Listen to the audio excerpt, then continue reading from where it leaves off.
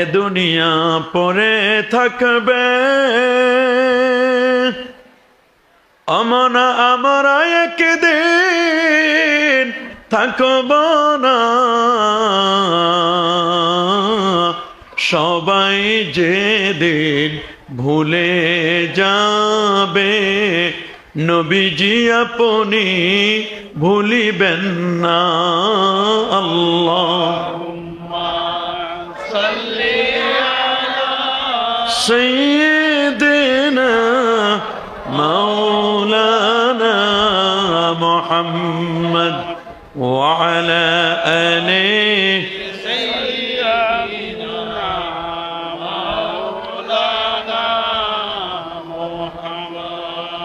Medina की हवा से जन्नती बो आती है, खाके पाके मदीना में नूर जन्नत चमकती है।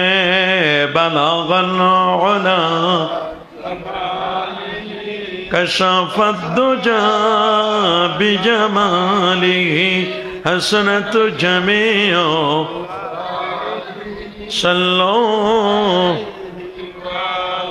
আসুন একটু মহব্বতে জিকির করি, লা ইলাহা ইল্লাল্লাহ, লা ইলাহা ইল্লাল্লাহ, মহব্বতে লা ইলাহা ইল্লাল্লাহ, লা ইলাহা ইল্লাল্লাহ, লা ইলাহা ইল্লাল্লাহ, লা ইলাহা ইল্লাল্লাহ।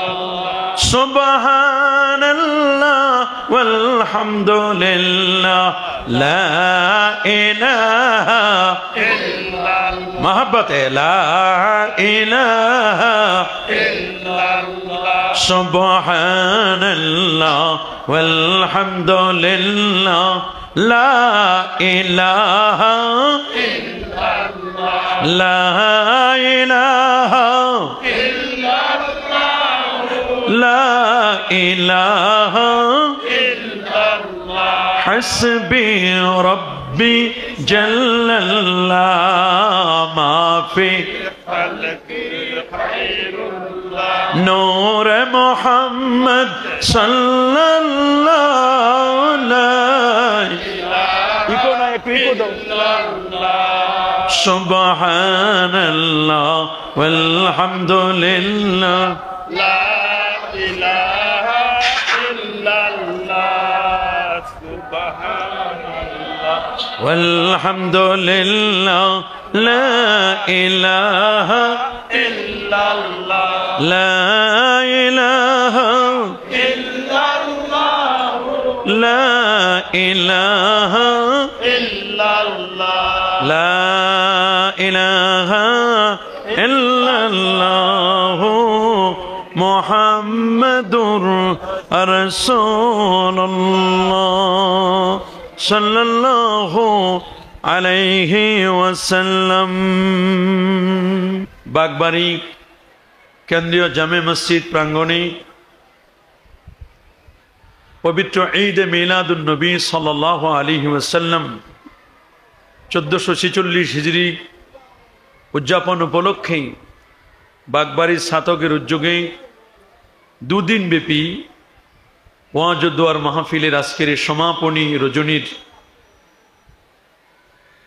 এই মুহূর্তে মঞ্চববিষ্ট শ্রদ্ধাভাজন সভাপতি, এলাকার গণ্যমান্য ব্যক্তিবর্গ, এলাকার শ্রদ্ধাভাজন উলামায়ে কেরাম, বিশেষ করে আজকের মাহফিলের অন্যতম আলোচক হযরত মাওলানা মুফতি শিহাবুদ্দিন সাহেব আলীপুরি দীর্ঘ সময় কথা বলেছেন, হযরত মাওলানা কাজী আশিক উদ্দিন বিপ্লবী সাহেব, হযরত মাওলানা নাজমুল হোসেন সাহেব ইমাম ও খতিব বাগবাড়ি কেন্দ্রীয় জামে মসজিদ সহ এই এলাকার চাকরিজীবী ও ব্যবসায়ী ভাইয়েরা, যুবক বন্ধুরা, ছোট্ট সোনামণিরা, পর্দার আড়ালে অতি সম্মানিতা মা ও বোনেরা, আপনাদের সকলকে অন্তরের অন্তঃস্থল থেকে জ্ঞাপন করছি মোবারকবাদ, সবটুকুন শুকরিয়া, সবটুকুন প্রশংসা সে মহান রব্বে করিমের দরবারে,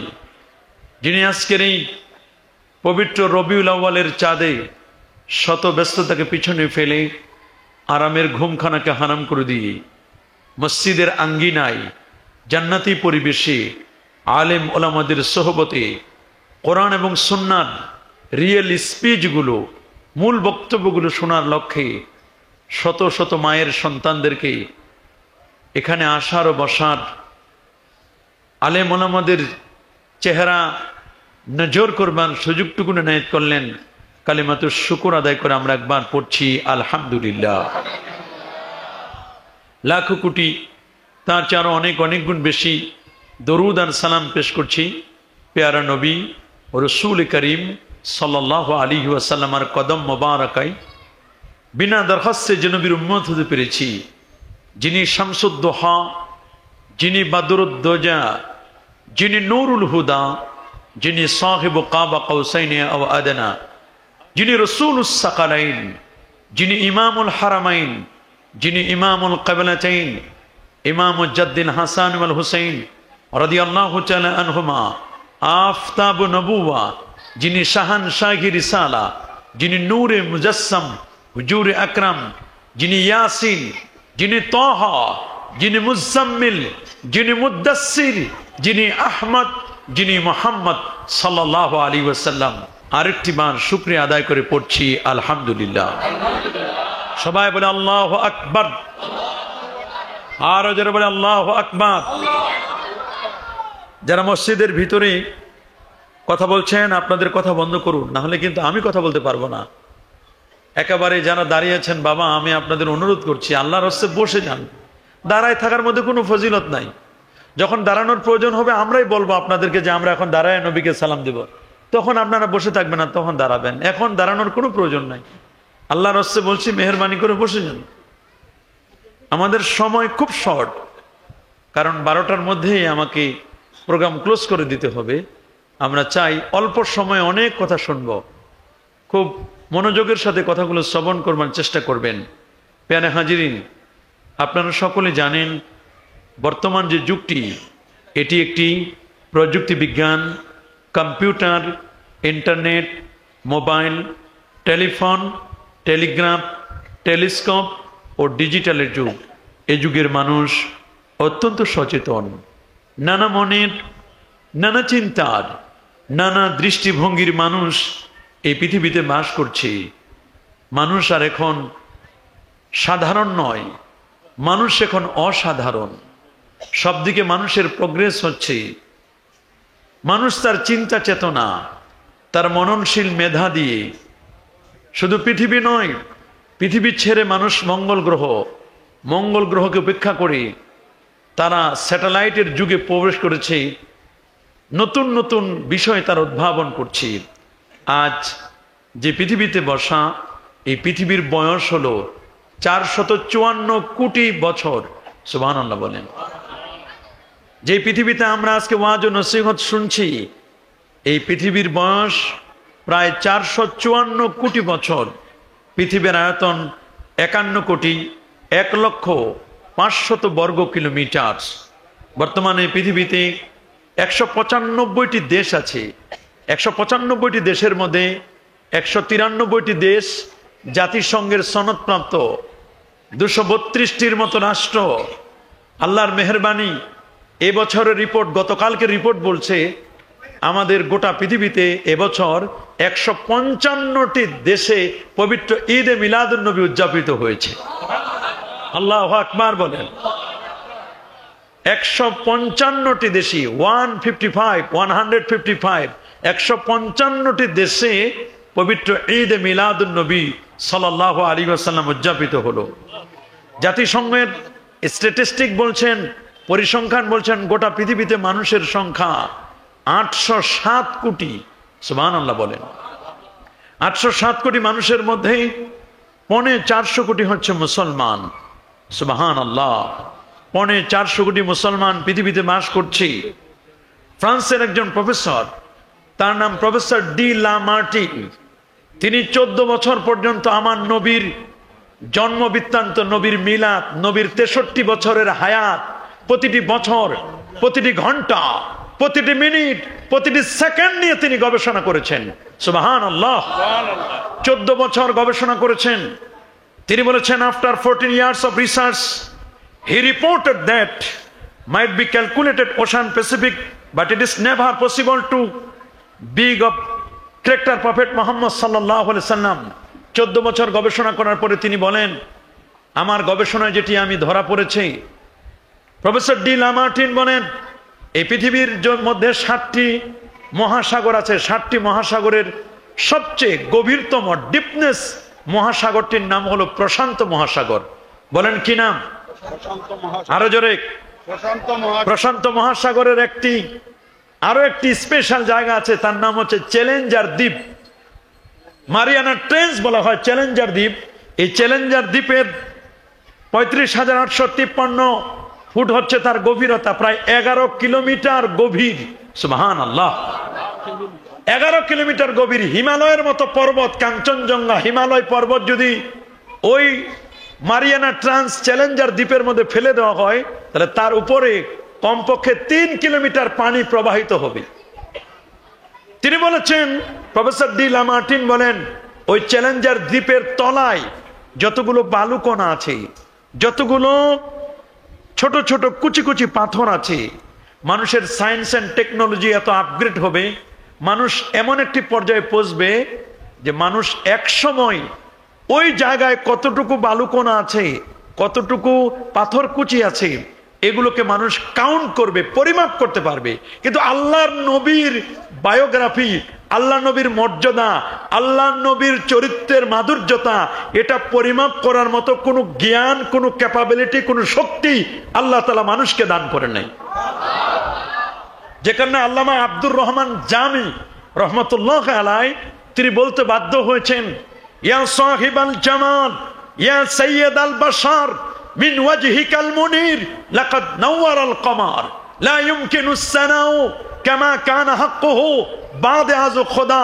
বুজুর্গ তুই কিসসা মুখতাসার, সংক্ষেপে বলবো যে নবীজির মর্যাদা হচ্ছে আমার আল্লাহর পরেই হচ্ছে আমার নবীর মর্যাদা। আল্লাহু আকবার বলে। আল্লাহ মানুষকে মেধা দান করেছেন, ইন্টেলেকচুয়াল মেধা শক্তি দিয়েছেন। একজন পূর্ণ সুস্থ মস্তিষ্কের মানুষের মগজের ওজন হলো 3 পাউন্ড, মানে 1.5 কেজি, 1.5 কেজি ওজন। কত আপনার মগজ? কত? কথা বলেন না বাবা। আমাদের মগজ, ব্রেন কতটুকু ওজন? 1.5 কেজি ওজন। আল্লাহ বলেন, কুল হুয়াল্লাযী আনশাআকুম ওয়া জাআলা লাকুমুস সামা ওয়াল আবসারা ওয়াল আফইদাতা ক্বালিলাম মা তাশকুরুন।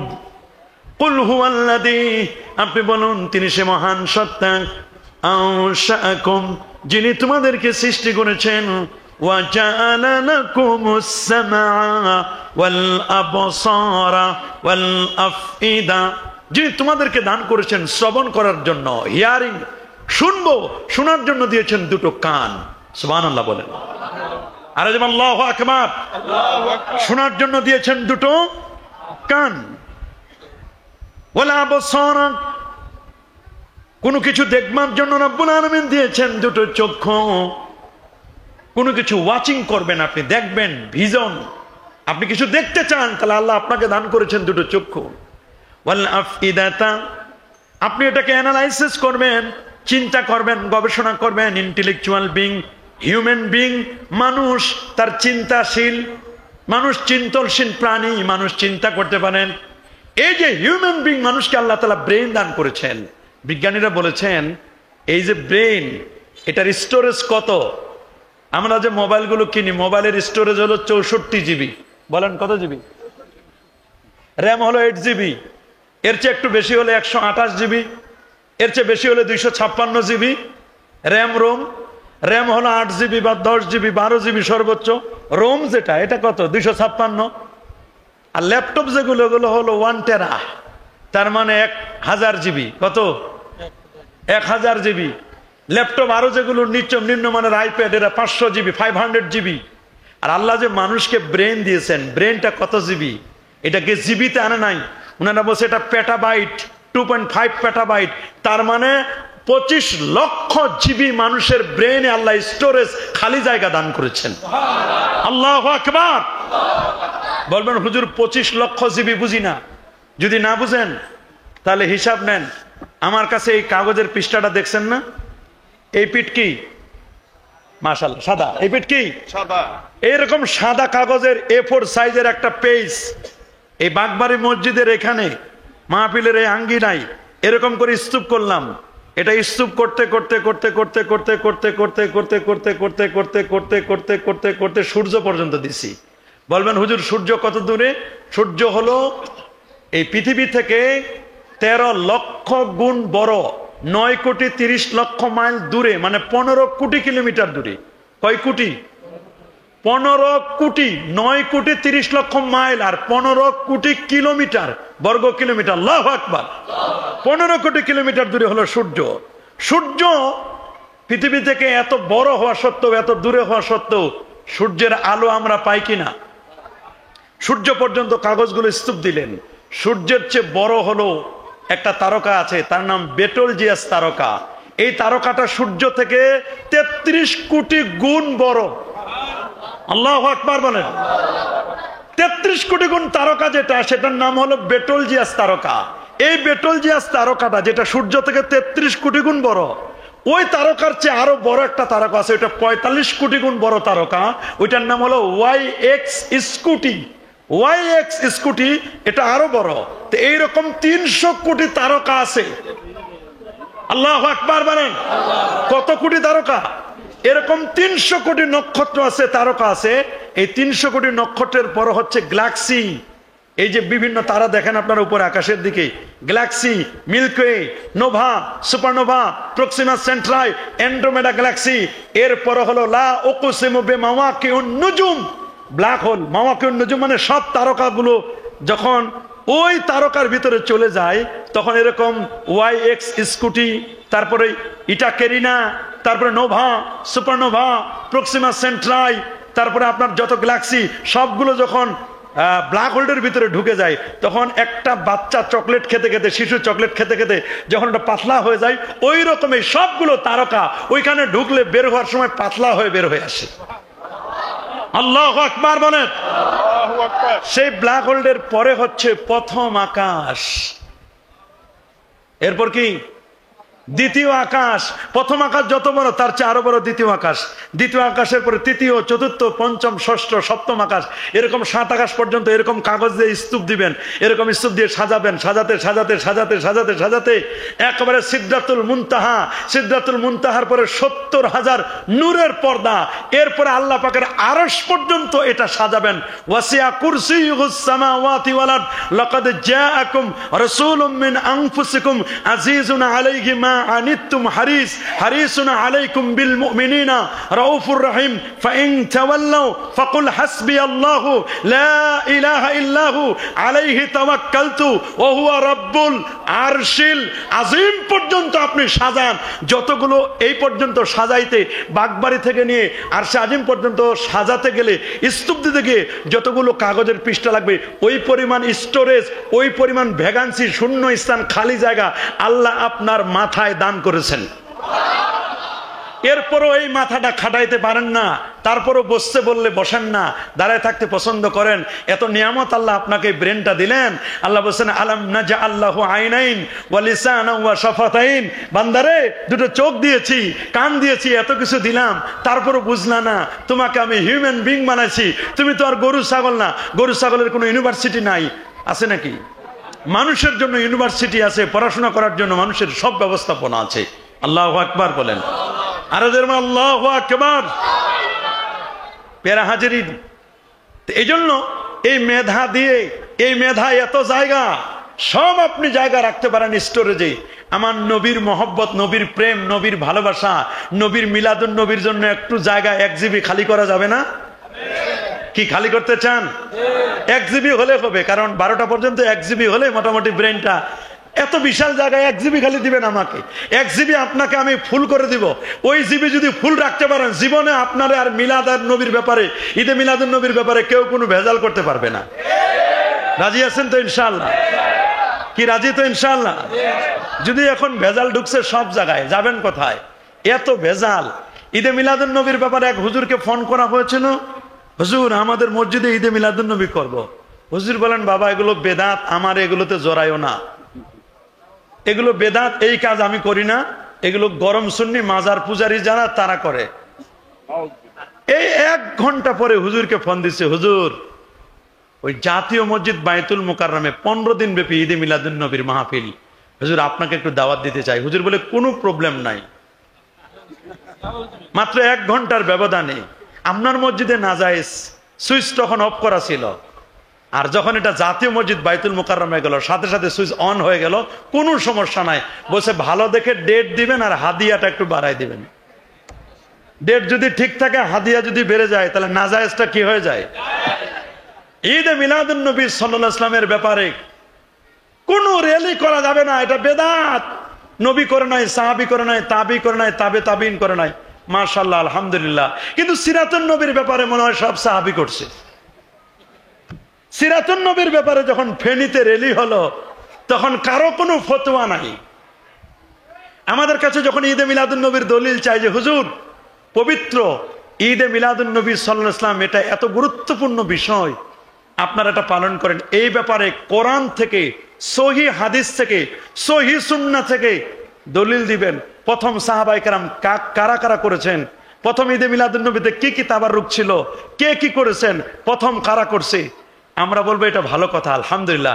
আমাদের ঈদে মিলাদুন নবীর ব্যাপারে যেমন দলিল চান না, আমরা যদি খালি একটু উল্টা করে দিই, খালি একটু উল্টা, যে টঙ্গীর ইজতেমায় সর্বপ্রথম আপনারা যে টঙ্গীর ইজতেমায় মানুষদেরকে জমায়েত করেন, ইজতেমাটা হয়, এই ইজতেমার বয়স কত? আমাদের মিলাদুন নবীর বয়স 950 বছর, ইজতেমার বয়স এখনো 100 বছর হয় নাই পুরা। এটা ইলিয়াস সাহেব উনি স্বপ্নে দেখেছেন, আলহামদুলিল্লাহ একটা দল বাহিনী গঠন করেছেন। আমরা যদি বলি যে গাট্টি বস্তা নিয়ে মসজিদে থাকতে হবে, টঙ্গীর ইজতেমায় যেতে হবে, মসজিদে রান্না করে খেতে হবে, রেসিডেন্সিয়াল আবাসিক এলাকা বানাতে হবে, এই ব্যাপারে কোরআনের সহিহ সরি দলিল দেন, হাদিস থেকে দলিল দেন। সর্বপ্রথম কোন সাহাবী গাছ করেছিলেন, সর্বপ্রথম কোন সাহাবী সাল লাগালেন, 1 সাল 2 সাল 3 সাল, এটা যদি আমরা জিজ্ঞেস করি, আমরা যদি বলি 4 ইমামের কোন ইমাম সর্বপ্রথম ঈদে মিলাদুন নবী পালন করেছিলেন এবং ওই সময় কোন বক্তা প্রথমে ছিলেন, ওই সময় কোন তাবারুক দিয়ে সর্বপ্রথম কাকে তাবারুক দেওয়া হয়েছিল, এরকম প্রশ্ন যদি আমরা করি, কোন উত্তর আছে? নিজের বেলায় 16 আনা, নিজেরটা ঠিক। আর আমরা ঈদে মিলাদুন নবীর ব্যাপারে বলে এই জায়গায় কানা, এই জায়গায় দেখেন আর কিছু কথা বলেন। নিজের বেলায় 16 আনা আর আমাদের বেলায় কি কানা, দেখে না। আমাদের ব্যাপারে দলিল চাই, খুব বড় বড় দলিল চাই। আমরা যদি বলি যে ভালো আলহামদুলিল্লাহ, আপনারা তো নির্বাচন করেন, যে যে নির্বাচনের পাখা মার্কা করেন আর দাড়িপাল্লা মার্কা করেন আর ধানের শীষ করেন, আর আপনি যেই মার্কায় করেন, নৌকা করেন, যেই মার্কায় হোক না কেন, বা মিনার মার্কা হোক, যদি বলি সর্বপ্রথম কোন সাহাবী অমুক মার্কা নিয়ে দাঁড়িয়েছিলেন, দলিলটা দিয়ে যান। বুখারী, মুসলিম, তিরমিজি, আবু দাউদ, নাসাই, ইবনে মাজা, কোন কিতাবের কত পৃষ্ঠায় সর্বপ্রথম কে এরকম মার্কা নিয়ে দাঁড়িয়েছিলেন, দলিল দেন। তখন কি কোনো দলিল পাওয়া যাবে? বলেন। তা আমাদের ব্যাপারে যেটা বলেন আপনারা, নিজের ব্যাপারে একটু চিন্তা করবেন যে আমরা যে ঈদে মিলাদুন নবীর এত দলিল চাইতেছি, আমরা যদি বলি ইল্লাল্লাহ জিকির প্রথমে কোন সাহাবী করছেন, না কোন সাহাবী করেছে, না তাবি করেছে, না তাবু তাবিন করেছেন, এগুলো অনেক পরের কথা। কথা বলেন। এই জন্য তীরটা যখন সামনে মারবেন, মারার আগে নিজের দিকেও দেখবেন। অর্ধেক তীর সামনে, অর্ধেক তীর কিন্তু নিজের দিকেও আছে, এটা মনে রাখবেন। খালি মানুষের দিকে তীর মানবেন না, নিজের দিকেও তীরটা একটু নিবেন, খেয়াল থাকবে তো। হুজুরকে জিজ্ঞেস করা হলো, হুজুর বাংলাদেশে একটা ঈদে মিলাদুন নবীর মাহফিল করতে চাই। হুজুর বললে, বাবা এগুলো না জায়েজ, এগুলো বেদাত, করব না। হুজুর মালয়েশিয়া একটা করতে চাই, বলে ওটা জায়েজ। খালি বাংলাদেশে জায়েজ নাই, মালয়েশিয়া গেলে জায়েজ, কাতারে গেলে জায়েজ, দক্ষিণ আফ্রিকা, সাউথ আফ্রিকা, এগুলোতে জায়েজ। যেটা আমার দেশে না জায়েজ, ওটা বিদেশেও না জায়েজ। কথা বলেন। যেটা আমার দেশে জায়েজ, ওটা সারা পৃথিবীতে জায়েজ। কথা বলেন। আমি মূলত এগুলো বলার উদ্দেশ্য নয়, এগুলো আমার টার্গেটও না। আমার উদ্দেশ্য হলো সঠিক বিষয়টি আপনাদেরকে বুঝাতে চাই। আপনারা এখানে লিখেছেন, আমি শুধু শিরোনাম নিয়ে কথা বলবো, লিখেছেন পবিত্র ঈদে মিলাদুন নবী সাল্লাল্লাহু আলাইহি সাল্লাম। আসুন, এই মাহফিলটা পবিত্র মাহফিল। বলেন কি মাহফিল? প্রশ্ন করতে পারেন, হুজুর পবিত্র কেন? আমার নবী কি পবিত্র নয়? সবাই বলেন, আমার নবী শুধু পবিত্র নয়, বরং নবীর সাথে রিলেটেড যা ছিল সব পবিত্র। আপনার আমার রক্ত খাওয়া কি? বলেন। কোরআন বলছে হুররিমাত আলাইকুমুদ দাম, তোমাদের জন্য রক্তকে কি করা হলো? আর আমার রাসূল বলেছেন, উহুদের যুদ্ধে নবীর রক্ত একজন চুষে খেয়েছিল। রাসূল বলেছেন, মান মাসসা দামি মান শারিবা দামি, যে ব্যক্তি আমার রক্ত পান করলো, লা তামুসসুন নারু আবাদা, তাকে জাহান্নামের আগুন কখনো স্পর্শ করবে না। আপনার আমার রক্ত খাওয়া হারাম, আপনার আমার থুতু খাওয়া হারাম, আপনার আমার ঘাম নেওয়া হারাম। ঘামগুলো এগুলো গন্ধ হয়, আর আমার নবীজির ঘাম থেকে মেস্ক আম্বরের ঘ্রাণ বের হতো। রাসূলুল্লাহর রক্ত মোবারক, আপনার আমারটা হারাম। কোন গরুর রক্ত খাওয়া যাবে? যাবে? দুইটা রক্ত হালাল, এটা বুখারী শরীফের হাদিস, কিতাবুল আতএমার মধ্যে আসে। কয় রক্ত হালাল? বলবো কয়টা? কি কি বলবো?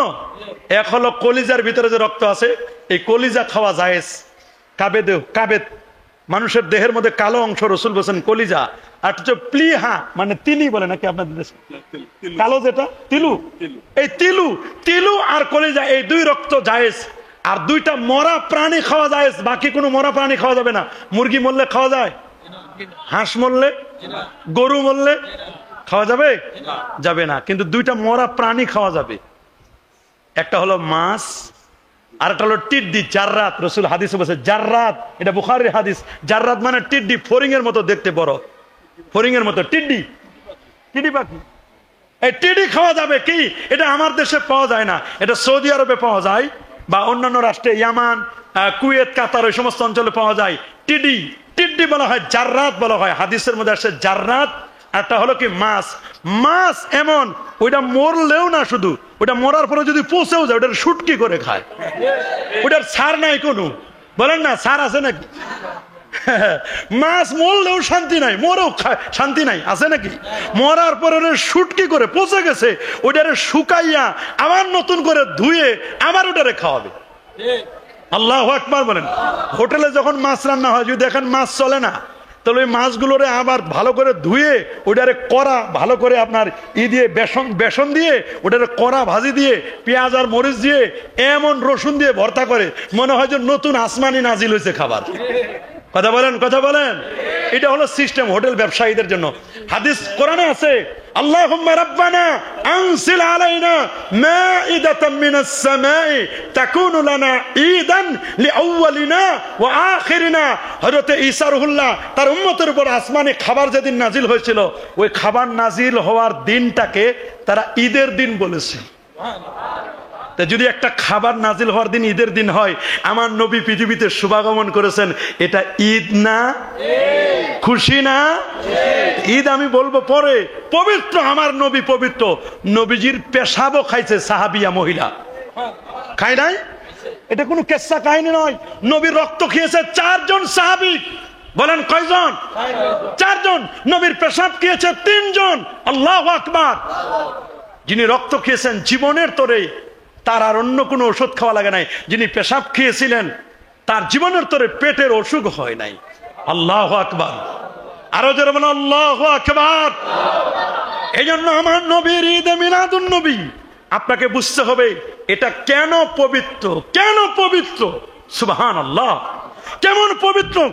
একবার সিরাতের কিতাবের মধ্যে লেখা, খুব গভীর মনোযোগ দিয়ে শুনবেন। খানায় কাবার মুতাওয়াল্লি, নাম তার আব্দুল মুত্তালিব। মুতাওয়াল্লি থাকে না মসজিদের, কাবা শরীফের মুতাওয়াল্লির নাম হচ্ছে হযরতে আব্দুল মুত্তালিব, নবীজির দাদা। বলেন কি নাম? আব্দুল মুত্তালিব, নবীর দাদা। উনার কাছে মক্কার মহিলারা এসে উনার কাছে অনেক নালিশ করলো, বিচার দিল। কি দিল? দেয় না? মুতাওয়াল্লির সাথে গ্রামের মাতবর সর্দার থাকলে বিচার দেয় কিনা? কারণ উনাদের কাছে বংশীয় ভাবে খানায় কাবার চাবি থাকতো। জমজম কূপটা আবিষ্কার করেছেন উনি স্বপ্নের মাধ্যমে। আল্লাহু আকবার। মহিলারা বিচার দিল কি, আব্দুল মুত্তালিব, আরবের নিয়ম তো আপনার জানা? বলে হ্যাঁ জানা। আপনি সর্দার মানুষ? বলে হ্যাঁ আমার জানা। বলে আপনি জানেন স্বামী মারা যাওয়ার পরে স্ত্রীরা সুগন্ধি ব্যবহার করবে না, দামি কাপড় চোপড় ব্যবহার করবে না, অর্নামেন্টস ব্যবহার করবে না, অলংকার আদি। কারণ হচ্ছে 4 মাস 10 দিন শোক পালন করার কথা আল্লাহ কোরআনে বলছেন, আরবাআতা আশহুরি ওয়া আশরা। কারণ যদি স্বামী মারা যায়, স্ত্রী শোক পালন করবে কয় মাস? 4 মাস 10 দিন। এটা কি কোনো পীরের নির্দেশ, নবীর নির্দেশ? না, আল্লাহর নির্দেশ। বলেন কার? আল্লাহ। আব্দুল মুত্তালিবকে বললেন, সর্দার সাহেব, আপনার বৌমা আমেনা উনি যে পারফিউম ইউজ করে, আপনার ছেলে আব্দুল্লাহ তো বেশি দিন হয় নাই, মারা গেছে। আজওয়া খেজুরের ব্যবসা করতে গিয়ে মদিনা শরীফ ইয়াসরিবে ব্যবসা করতে গিয়ে তিনি মারা গেলেন। আর তারই স্ত্রী আপনার বৌমা আমেনা, উনি যে আতর ব্যবহার করে, আমরা এই এলাকায় কেউ থাকতে পারি না, এত পারফিউম ইউজ করে। এমন আতর আমরা জীবনে এরকম ঘ্রাণ পাই নাই। আল্লাহু আকবার বলেন। আরো যেমন আল্লাহু আকবার। এই কথা যখন বলতেছিল মক্কার নারীরা, আব্দুল মুত্তালিবের স্ত্রী মা আমেনার শাশুড়ি আম্মা, সুবহানাল্লাহ বলেন, উনিও কানে কানে শুনছে। শোনার পরে বলছে, প্রাণের স্বামী, এই বিচার আমি বৌমার ব্যাপারে কিভাবে বলি, নালিশ করি? আমি যখন গোসলখানা থেকে বের হই, মনে হয় বৌমা আতর ছিটাই দিয়ে আসে, আতরের ঘ্রাণে থাকা যায় না। আমি না যখন গোসলখানা থেকে বের হয়, তখন ওর দেহ থেকে যে পানি পড়ে, মনে হয় আতর পড়তেছে, আতর ছিটাই দিয়ে আসে, গোসলখানায় যাওয়া যায় না আতরের ঘ্রাণে। বলে শোনো, তুমিও শেষ পর্যন্ত নালিশ দিলা, গ্রামের মহিলারাও নালিশ দিল, তাহলে আমারটা আর বাকি রাখে লাভ কি? বলে তাহলে আপনারও নালিশ আছে? বলে হ্যাঁ। আমি কাবার সর্দার, আমি কাবার চাবি আমার কাছে, মোতাবাল্লি, দেশ বিদেশ আমি ঘুরি, যেখানে যাই কোনো হোটেল ভাড়া লাগে না, মানুষ আমাকে কাবার সম্মানে আমাকে ইজ্জত করে, সম্মান করে। যত হাদিয়া তোফা আমারে দেয় মানুষ, দামি দামি পারফিউম দেয়, কিন্তু আমি মাঝে মধ্যে আমার বৌমা থেকে যে পারফিউমের ঘ্রাণ পাই, এটা কোন দেশ থেকে পাই, কে দিয়ে যায়, আমার কোনো হিসাবে মিলে না। আমি শরমে কিছু বলি না, এমনি স্বামী হারা আব্দুল, আমার ছেলে মারা গেছে, আমার কেমনে আমি বলি বৌমার ব্যাপারে, কেমনে বলি? সন্তান সম্ভাব্যা, তারে কেমনে বলি? বলে তাহলে সমালোচনা না, তারে সরাসরি ডাকো, বৌমা আমেনাকে ডাকো। উম্মে আইমান, যাও আমেনাকে ডেকে নিয়ে আসো। আমেনা অত্যন্ত আদবের সাথে ভয়ে ভয়ে শ্বশুর আব্বার সামনে আসলেন। আব্বাজি, আপনি ডেকেছেন, কেন ডেকেছেন একটু কি বলবেন? বলে মা রে, তোমারে ডাকার কথা না, ডাকার পিছনে কারণ হলো এই মহিলারা তোমার ব্যাপারে নালিশ করেছে। কেন নালিশ করেছে? তোমার শাশুড়ি আম্মাও কি যেন বলতে চাচ্ছে, আমারও একটু বলতে মন চায়, কিন্তু আমি কেমনে তোমার মনে দুঃখ দিই? স্বামী হারা, আবার পেটে নাকি সন্তান এসেছে, এটা আমি জেনেছি। 2 দিক থেকে তোমার মনটা খারাপ, আমি কিভাবে কি বলি? বলে কি হয়েছে? বলে এত ঘ্রাণ কোথায় পাও? তোমার পারফিউমটা আতরটা একটু দেখাও। আমেনা বলে, শ্বশুর আব্বাজি, ওদেরকে শোনাই দেন, ওদেরকে শোনাই দেন। আমি আর কি বলবো, আমার পেটে যিনি আসছেন, শুনেছি তিনি নাকি খায়রুল বারিয়া, এই পৃথিবীর দুনিয়া এবং আখিরাতের তিনি কেমন যেন খায়রুল বারিয়া, তিনি নাকি সৃষ্টি জগতের সেরা। আমি আমার কলিজার টুকরাটাকে যেদিন ধারণ করেছি পেটে, ওই দিন থেকে আমাকে প্রতি রাত্রে হাজার হাজার নবী এবং রাসূল এসে আমাকে সালাম দিয়ে যায়। আমি যে ঘরে থাকি, ওই ঘরের দেওয়ালগুলো থেকে মেস্ক আম্বরের ঘ্রাণ বের হয়। শুধু তাই না শ্বশুর আব্বাজান, আমি যখন থুতু ফেলি, আমার থুতু থেকে মিসকো আম্বরের ঘ্রাণ বের হয়। আমি যদি রাস্তায় বের হই, কোনো কাঁটার উপরে যদি পা রাখি, তাহলে ওই কাঁটা কাঁটা থাকে না, ওটা ফুলের বাগান হয়ে যায়। আমি যখন পাথরের উপর কদম রাখি, পাথর পাথর থাকে না, তুলার মতো নরম হয়ে যায়। আমার একবার পানির পিপাসা লাগলো, আমি কার কাছে পানি চাইবো? উম্মে আয়মানও কাছে নেই, শাশুড়ি আম্মাকেও বলতে পারি না, শ্বশুরকে বলতে তো বেয়াদবি হবে। আমি বালতি নিয়ে রওনা হলাম পানির খোঁজে। দেখলাম একটা কুয়া। পানির খোঁজে যখন কুয়ার কাছে, কূপের কাছে গেলাম, দেখলাম কূপের মধ্যে পানিগুলো কল কল কল কল করে, পানি নিচে না, পানিগুলো এমন করে উঠা শুরু হয়েছে। কুয়ার আমার হাতটা যেন বেশি দূরের নাগাল যেন না লাগে, একেবারে কাছাকাছি আসলো। আর বলছে, আশপাশে যারা ছিল বললো, আমি না, কেন কষ্ট করে আসলি বল, তোর পানি লাগবে, যদি আমাদেরকে একটু বলতি আমরা তোরে পানি দিয়ে আসতাম। আল্লাহু আকবার, আরো জোরে আল্লাহু আকবার। শুধু তাই নয়, আমি না বলে আমি যখন রওনা করলাম রে, আসার পথে দেখতেছি একটু রৌদ্র, আমি দেখলাম মেঘখণ্ডগুলো আমার মাথার উপরে এসে ছায়া দান করে। আমি দেখলাম পাথরগুলো মামিন সাজার ওয়ালা হাজার ওয়ালা জাবাল, এমন কোন পাথর নাই, এমন কোন পাহাড় নাই, এমন কোন গাছ নাই, এমন কোন পাথর কুচি নাই যারা আমাকে সালাম দেয় না। আল্লাহু আকবার। সবাই তো আমাকে সালাম জানাচ্ছে।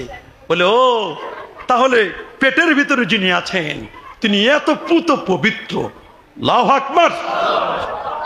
এ বাবা, সেই নবী যখন জন্ম হবেন, ফাজাহাল মাখাদ ইলা জিজিন নাখলা, নবীর আম্মা জান আমিনা যখন প্রসব বেদনা শুরু হলো, সুবহানাল্লাহ বলেন। আল্লাহ তাআলা প্রসব বেদনার কথা কোরআনে বলে দিয়েছেন। ফাজাহাল মাখাদ ইলা জিজিন নাখলা, ঈসা আলাইহিস সালামের আম্মা জান মরিয়মের যখন প্রসব বেদনা শুরু হলো, প্রসব বেদনার কথা আল্লাহ কোরআনে শুরু করে দিয়েছেন যে মরিয়মের যখন প্রসব বেদনা হলো, আমার নবীর আম্মা জান আমেনার যখন প্রসব বেদনা শুরু হলো, তবে আম্মা জান বলছেন, স্বাভাবিক নারীদের যেমন প্রসব বেদনা শুরু হয়, আমার কোনো ব্যথাই নাই। আমি দেখতেছি আসিয়া মারিয়ম জান্নাতে হুরেরা আমার ঘরে আসতেছে। আমেনা বলেন, কসম আল্লাহর, একটু তৈল দিয়ে বাতিটা জ্বালাবো, জৈতুনের তৈল দিয়ে বাতি জ্বালানোর মতো একটু তৈল কেনার পয়সা নাই। কিন্তু আমি দেখতেছি রাতের বেলায় পূর্ণিমার চাঁদ আর সূর্যটা মনে হয় আমার ঘরে উদিত হয়েছে, খালি ঝলমল ঝলমল করতেছে। হুরগেল মানরা আসছে। দেখার পরে তো আমি অবাক হয়ে গেলাম। এর পর্যায়ে যখন আস্তে করে যখন আমি দেখলাম আখিরি জামানার পয়গম্বর, আমার কলিজার টুকরাটা যখন বের হলো, মুসনাদে আহমদ 17,190 নম্বর হাদিস, 8ম নম্বর লাইন হাদিসটি বর্ণনা করছি। হযরতে ইরবাদ ইবনে সারিয়া রাদিয়াল্লাহু তাআলা আনহু হাদিসটি বর্ণনা করেন, আমি আল্লাহর হাবিবকে বলতে শুনেছি, আল্লাহর হাবিব বলেন, ইন্নী আবদুল্লাহ, আমি আল্লাহর বান্দা, ওয়া খাতামুন নবিয়্যিন, আমি সর্বশেষ নবী, ওয়া ইন্না আদামা লামুনজাদিলুন ফি তিনাতিহি, আমি নবী তখনও নবী, আদম যখন মাটি আর পানির মধ্যে গড়াগড়ি খাচ্ছিল, অস্তিত্বে আসে নাই, আমি নবী তখনও নবী। আল্লাহু আকবার বলেন। অনেকে নবীর ব্যাপারে কনফিউশন করে, নবী জানি কবে থেকে নবী। কি পরিমাণ জাহেলে মুরাক্কাবে গায়রে মুফিদ হলে, কি পরিমাণ মূর্খ হলে এই ধরনের প্রশ্নগুলো করতে পারে। কথা বলেন। আমার নবীকে প্রশ্ন করা হয়েছে, মাতা, সুনান তিরমিজির হাদিস, মাতা ওয়াজাবাত লাকান নবুওয়া, হুজুর আপনি কবে থেকে নবী হলেন? নবী বলেন, কুনতু নাবিয়্যাও ওয়া আদামু বাইনার রূহি ওয়াল জাসাদ, আমার যখন রুহু আর দেহের মধ্যে অস্তিত্ব আসে না এখন পর্যন্ত, আমি নবী তখনও নবী। আল্লাহু আকবার বলেন। আমার নবী তখনও নবী, তখন নবী। আরেক দল দস্যু বুজুর্গ আছে, এরা বলেন 40-এর পর নবী, উনি 40-এর পর নবী হয়েছে। আরে ভাই, নতুন বিল্ডিং বানাইছেন, বিদ্যুতের লাইন আছে, সবকিছু আছে, সব কমপ্লিট হওয়ার পরে 3 মাস পর 6 মাস পর আপনি উঠেন বিল্ডিং এ, উঠার সময় সুইচটা টিপ দিলেই না বাতি জ্বলবে। কথা বলেন না কেন? তো সুইচ যেদিন টিপ দিচ্ছেন, বিদ্যুৎ কি ওই দিন থেকে না আরো আগ থেকে? আরো আগে তো লাইন দেওয়া আছে, কিন্তু আপনি উদ্বোধন যেদিন করছেন ওই দিন সুইচটা খালি হ্যান্ডেলটা পেরে দিয়েছেন, বাতি জ্বলে উঠছে। নবী আরো আগে থেকে নবী, 40 আল্লাহ নবুয়তের সুইচ টিপ দিছে। আল্লাহু আকবার বলেন। 40 নবুয়তের সৃষ্টি দিয়েছে আমার নবী, আরো আগ থেকে নবী।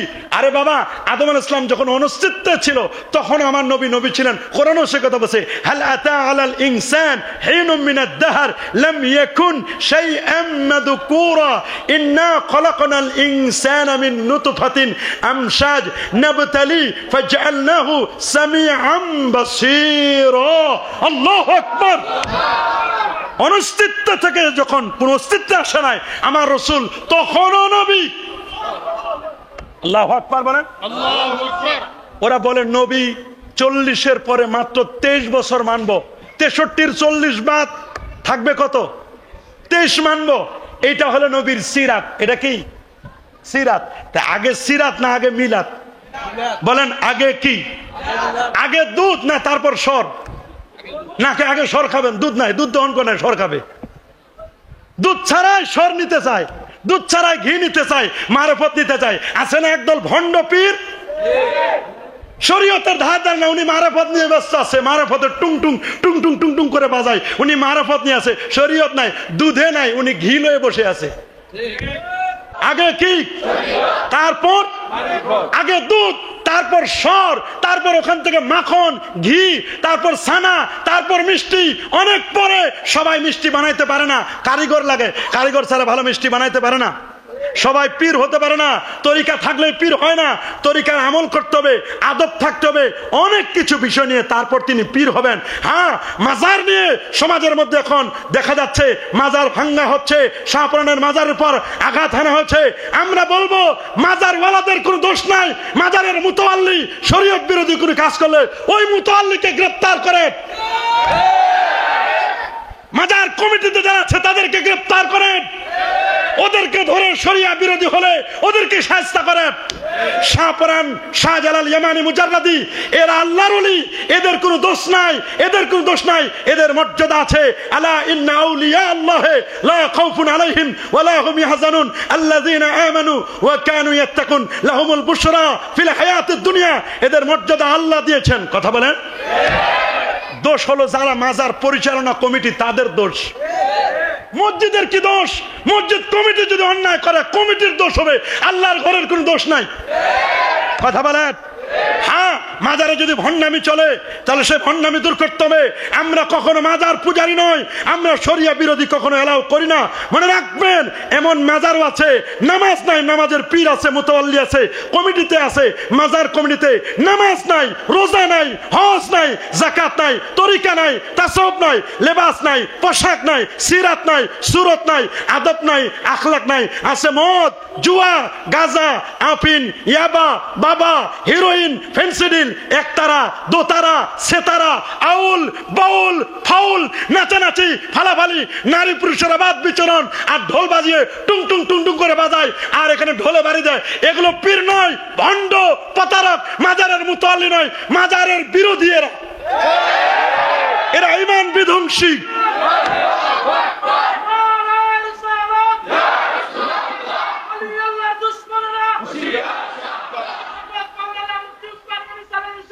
এটা ওলি আল্লাহর বাংলাদেশ, এটা হযরতের শাহজালালের বাংলাদেশ, এটা শাহপুরানের বাংলাদেশ, শাহ মাকদুমের বাংলাদেশ, 360 ওলির বাংলাদেশ, 12 আউলিয়ার বাংলাদেশ। এটা ফুরফুরা, সরসিনা, জৌনপুর এবং আল্লামা সাহেব কেবলা ফুলতুলি রহমাতুল্লাহ আলাইহি সহ হক্কানি ওলি আউলিয়া পীর মাশায়েখদের বাংলাদেশ।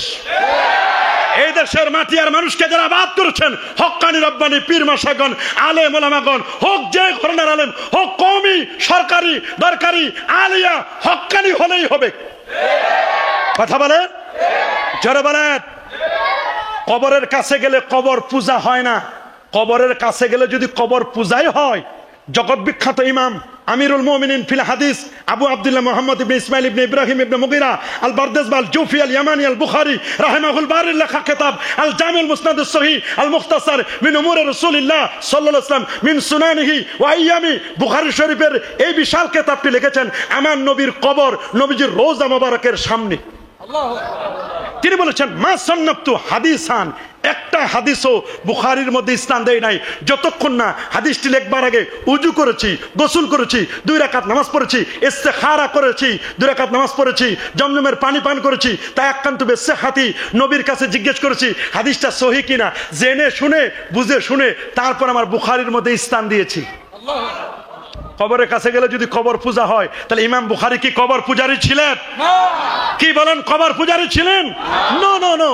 সহিহ মুসলিমের মধ্যে লেখা, সুনানে নাসাই, সুনানে ইবনে মাজার মধ্যে হাদিস, রাসূল বলেছেন কুনতু নাহাইতুকুম আন জিয়ারাতিল কুবুর, আমি তোমাদেরকে এককালে কবর জিয়ারত করতে নিষেধ করতাম। আল আন ফাজুরুহা, তোমরা এখন কবর জিয়ারত করো। ফা ইন্নাহা তুযাক্কিরুল মাউতা, ওরে কবর জিয়ারত করলে মৃত্যুর কথা মনে পড়ে। তুযাক্কিরুল আখিরা, আখিরাতের স্মরণিকা হয়। ওয়া তুজাহিদু আনিদ দুনিয়া, লোকটি দুনিয়া থেকে বিমুখ হয়ে আল্লাহর দিকে মনোনিবেশ করে। কবর দেখলেও সওয়াব, কবর দেখলেও কি, আরো জোরে, এই কবর দেখলেও কি, কবর দেখলে মনটা আল্লাহর দিকে ঝুঁকে না? কবরের কথা মনে পড়লে মনটা নরম হয় না? আমার নবী প্রত্যেক বছরের শেষ দিনের দিকে তিনি তার চাচা সাইয়্যিদুশ শুহাদা আমির হামজা রাদিয়াল্লাহু তাআলা কবর জিয়ারত করতে যেতেন। জান্নাতুল বাকিতে প্রায় সময় যেতেন, বিশেষ করে শবে বরাতের রাতে যেতেন, শবে কদর রাতে যেতেন। নবীজি জান্নাতুল বাকি 10,500 সাহাবীর মাজার, সেখানে নবীজি যেতেন। আল্লাহু আকবার, আরো যেমন আল্লাহু আকবার।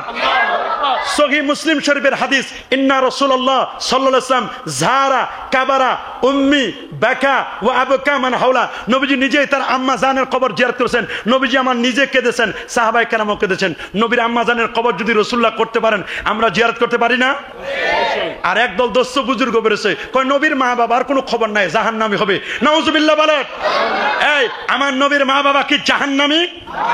নাউজুবিল্লাহ বলেন, আরো জোরে নাউজুবিল্লাহ। মনে রেখো, ইন্না ওয়ালিদা রাসূলুল্লাহ সাল্লাল্লাহু আলাইহি ওয়াসাল্লাম মিন আহলিন নাজাত, আমার নবীর মা এবং বাবা দুজনে জান্নাতি, নাজাত প্রাপ্তের অন্তর্ভুক্ত। সুবহানাল্লাহ। এজন্য আমি বলবো, আপনার মাথায় যদি উকুন হয় তাহলে কি মাথা কেটে ফেলবো না উকুন দূর করব?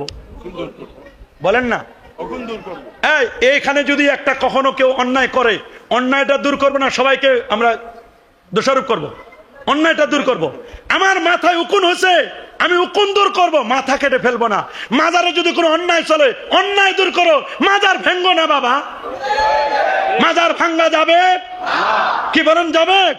হ্যাঁ, মাজারে যদি অন্যায় অপকর্ম চলে সেগুলো তোমরা দূর করে দাও বাবা, ওদেরকে ডেকে নিয়ে আসো, আলটিমেটাম দাও, 1 সপ্তাহ মাজারের অন্যায়গুলো দূর করো। শিরক, বেদাত, অন্যায় অপকর্ম, নারী পুরুষের অবাধ বিচরণ, ঢোল তবলা, এগুলো বন্ধ করো। কিন্তু মাজারওয়ালার কোনো দোষ নাই। অনেক মাজারের পাশে এতিমখানা আছে, এতিমরা চলে ওই মাজারের টাকা দিয়ে। মাজারকে টাকা দেওয়া যাবে না, কারণ ওই টাকা তো কবরে চলবেও না।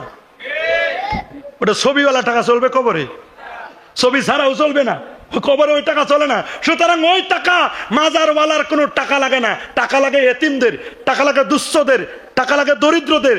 যে সমস্ত মাদ্রাসা আছে, প্রতিষ্ঠান আছে, আপনি একটা মাজার ভেঙে দিলেন, ওলি আল্লাহর সাথে দুশ্মনী হলো। হাদিসে কুদসির মধ্যে আসছে, মান আদা লিল্লাহি ওয়ালিয়ান ফাকাদ আযানতু বিল হারব, যারা আল্লাহর ওলিদের সাথে দুশ্মনী করে, আল্লাহ নিজে তাদের বিরুদ্ধে যুদ্ধ ঘোষণা করবে। আল্লাহু আকবার বলেন, আরো যেমন আল্লাহু আকবার। আমার রাসূল বলেন, আমি তখনও নবী, আদম যখন মাটি আর পানির মধ্যে গড়াগড়ি খাচ্ছিল। সুবহানাল্লাহ বলেন। জিজ্ঞেস করা হলো, ওয়া ইন্নী সাউহাদ্দিসুকুম আন দাওয়াতি আবি ইব্রাহিম, আমি তোমাদেরকে আমার জন্ম বৃত্তান্তের কথা বলতেছি, আমি কে শুনো, আমি কে, আমার পরিচয় নাও। আমি হলাম ইব্রাহিম নবীর দুয়ার ফসল। বলেন, কার দুয়ার ফসল? আমি হলাম ইব্রাহিম নবীর দুয়ার ফসল।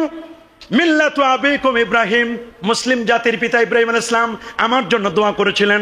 রাব্বানা ওয়া বাআস ফীহিম রাসূলা, আমার জন্য দোয়া করেছিলেন একজন রাসূল পাঠান। ইব্রাহিম নবীর দোয়ার বদৌলতে রব্বুল আলামিন তার দোয়া কবুল করে আল্লাহ আমাকে পাঠালেন। আমার রাসূল বলেন, আমি নবী হয়েছি দোয়া দিয়া। বলেন, কি দিয়া? আমার দেশের আলেম হয় দোয়া ছাড়া। নবী বলেন, আমি নবী হয়েছি কি দিয়ে? কে দোয়া করছে? ইব্রাহিম আলাইহিস সালাম, মুসলিম জাতির পিতা। আল্লাহু আকবার। আর আমার দেশে আলেম হয়, মুফতি হয় দোয়া ছাড়া, সালাম ফিরায় দৌড় মারে, দোয়া করে না। কি দোয়া করবেন? দোয়া দরকার আছে না নাই? 5 ওয়াক্ত নামাজের পরে দোয়া করবো না?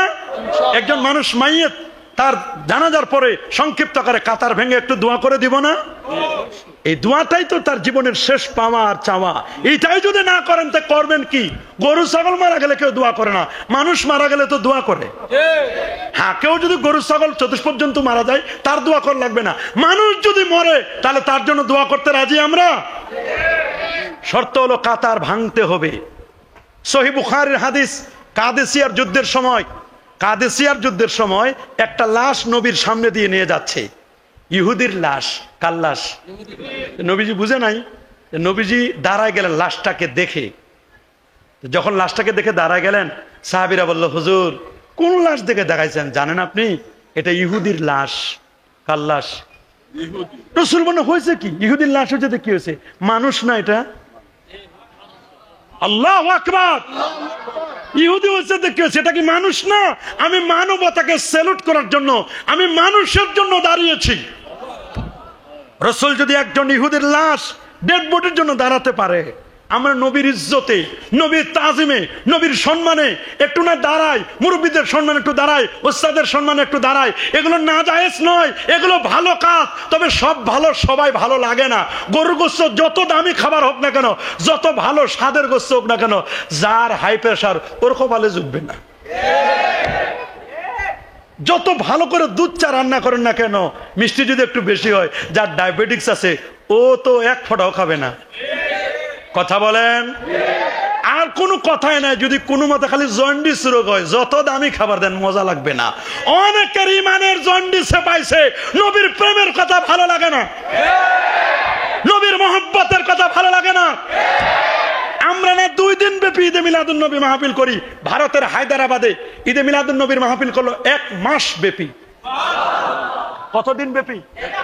পহেলা সফর ঘোষণা দিল, পহেলা সফর, পহেলা রবিউল আউয়াল পর্যন্ত 1 মাস ব্যাপী ভারতের হায়দ্রাবাদে বলল যে তোমরা নবীর শানে কে কত সুন্দর করে কবিতা লিখতে পারো।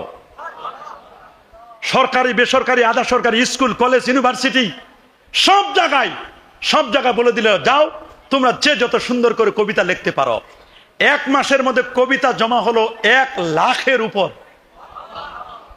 পহেলা রবিউল আউয়াল থেকে নিয়ে 10ই রবিউল আউয়াল পর্যন্ত 10 দিন যাচাই বাছাই হলো। কয়দিন? সবাই বলেন। 10 দিন যাচাই বাছাই করার পরে, 10 দিন পর্যন্ত যাচাই বাছাই করার পরে 1 লক্ষ কবিতা থেকে বাছাই করলো 50,000।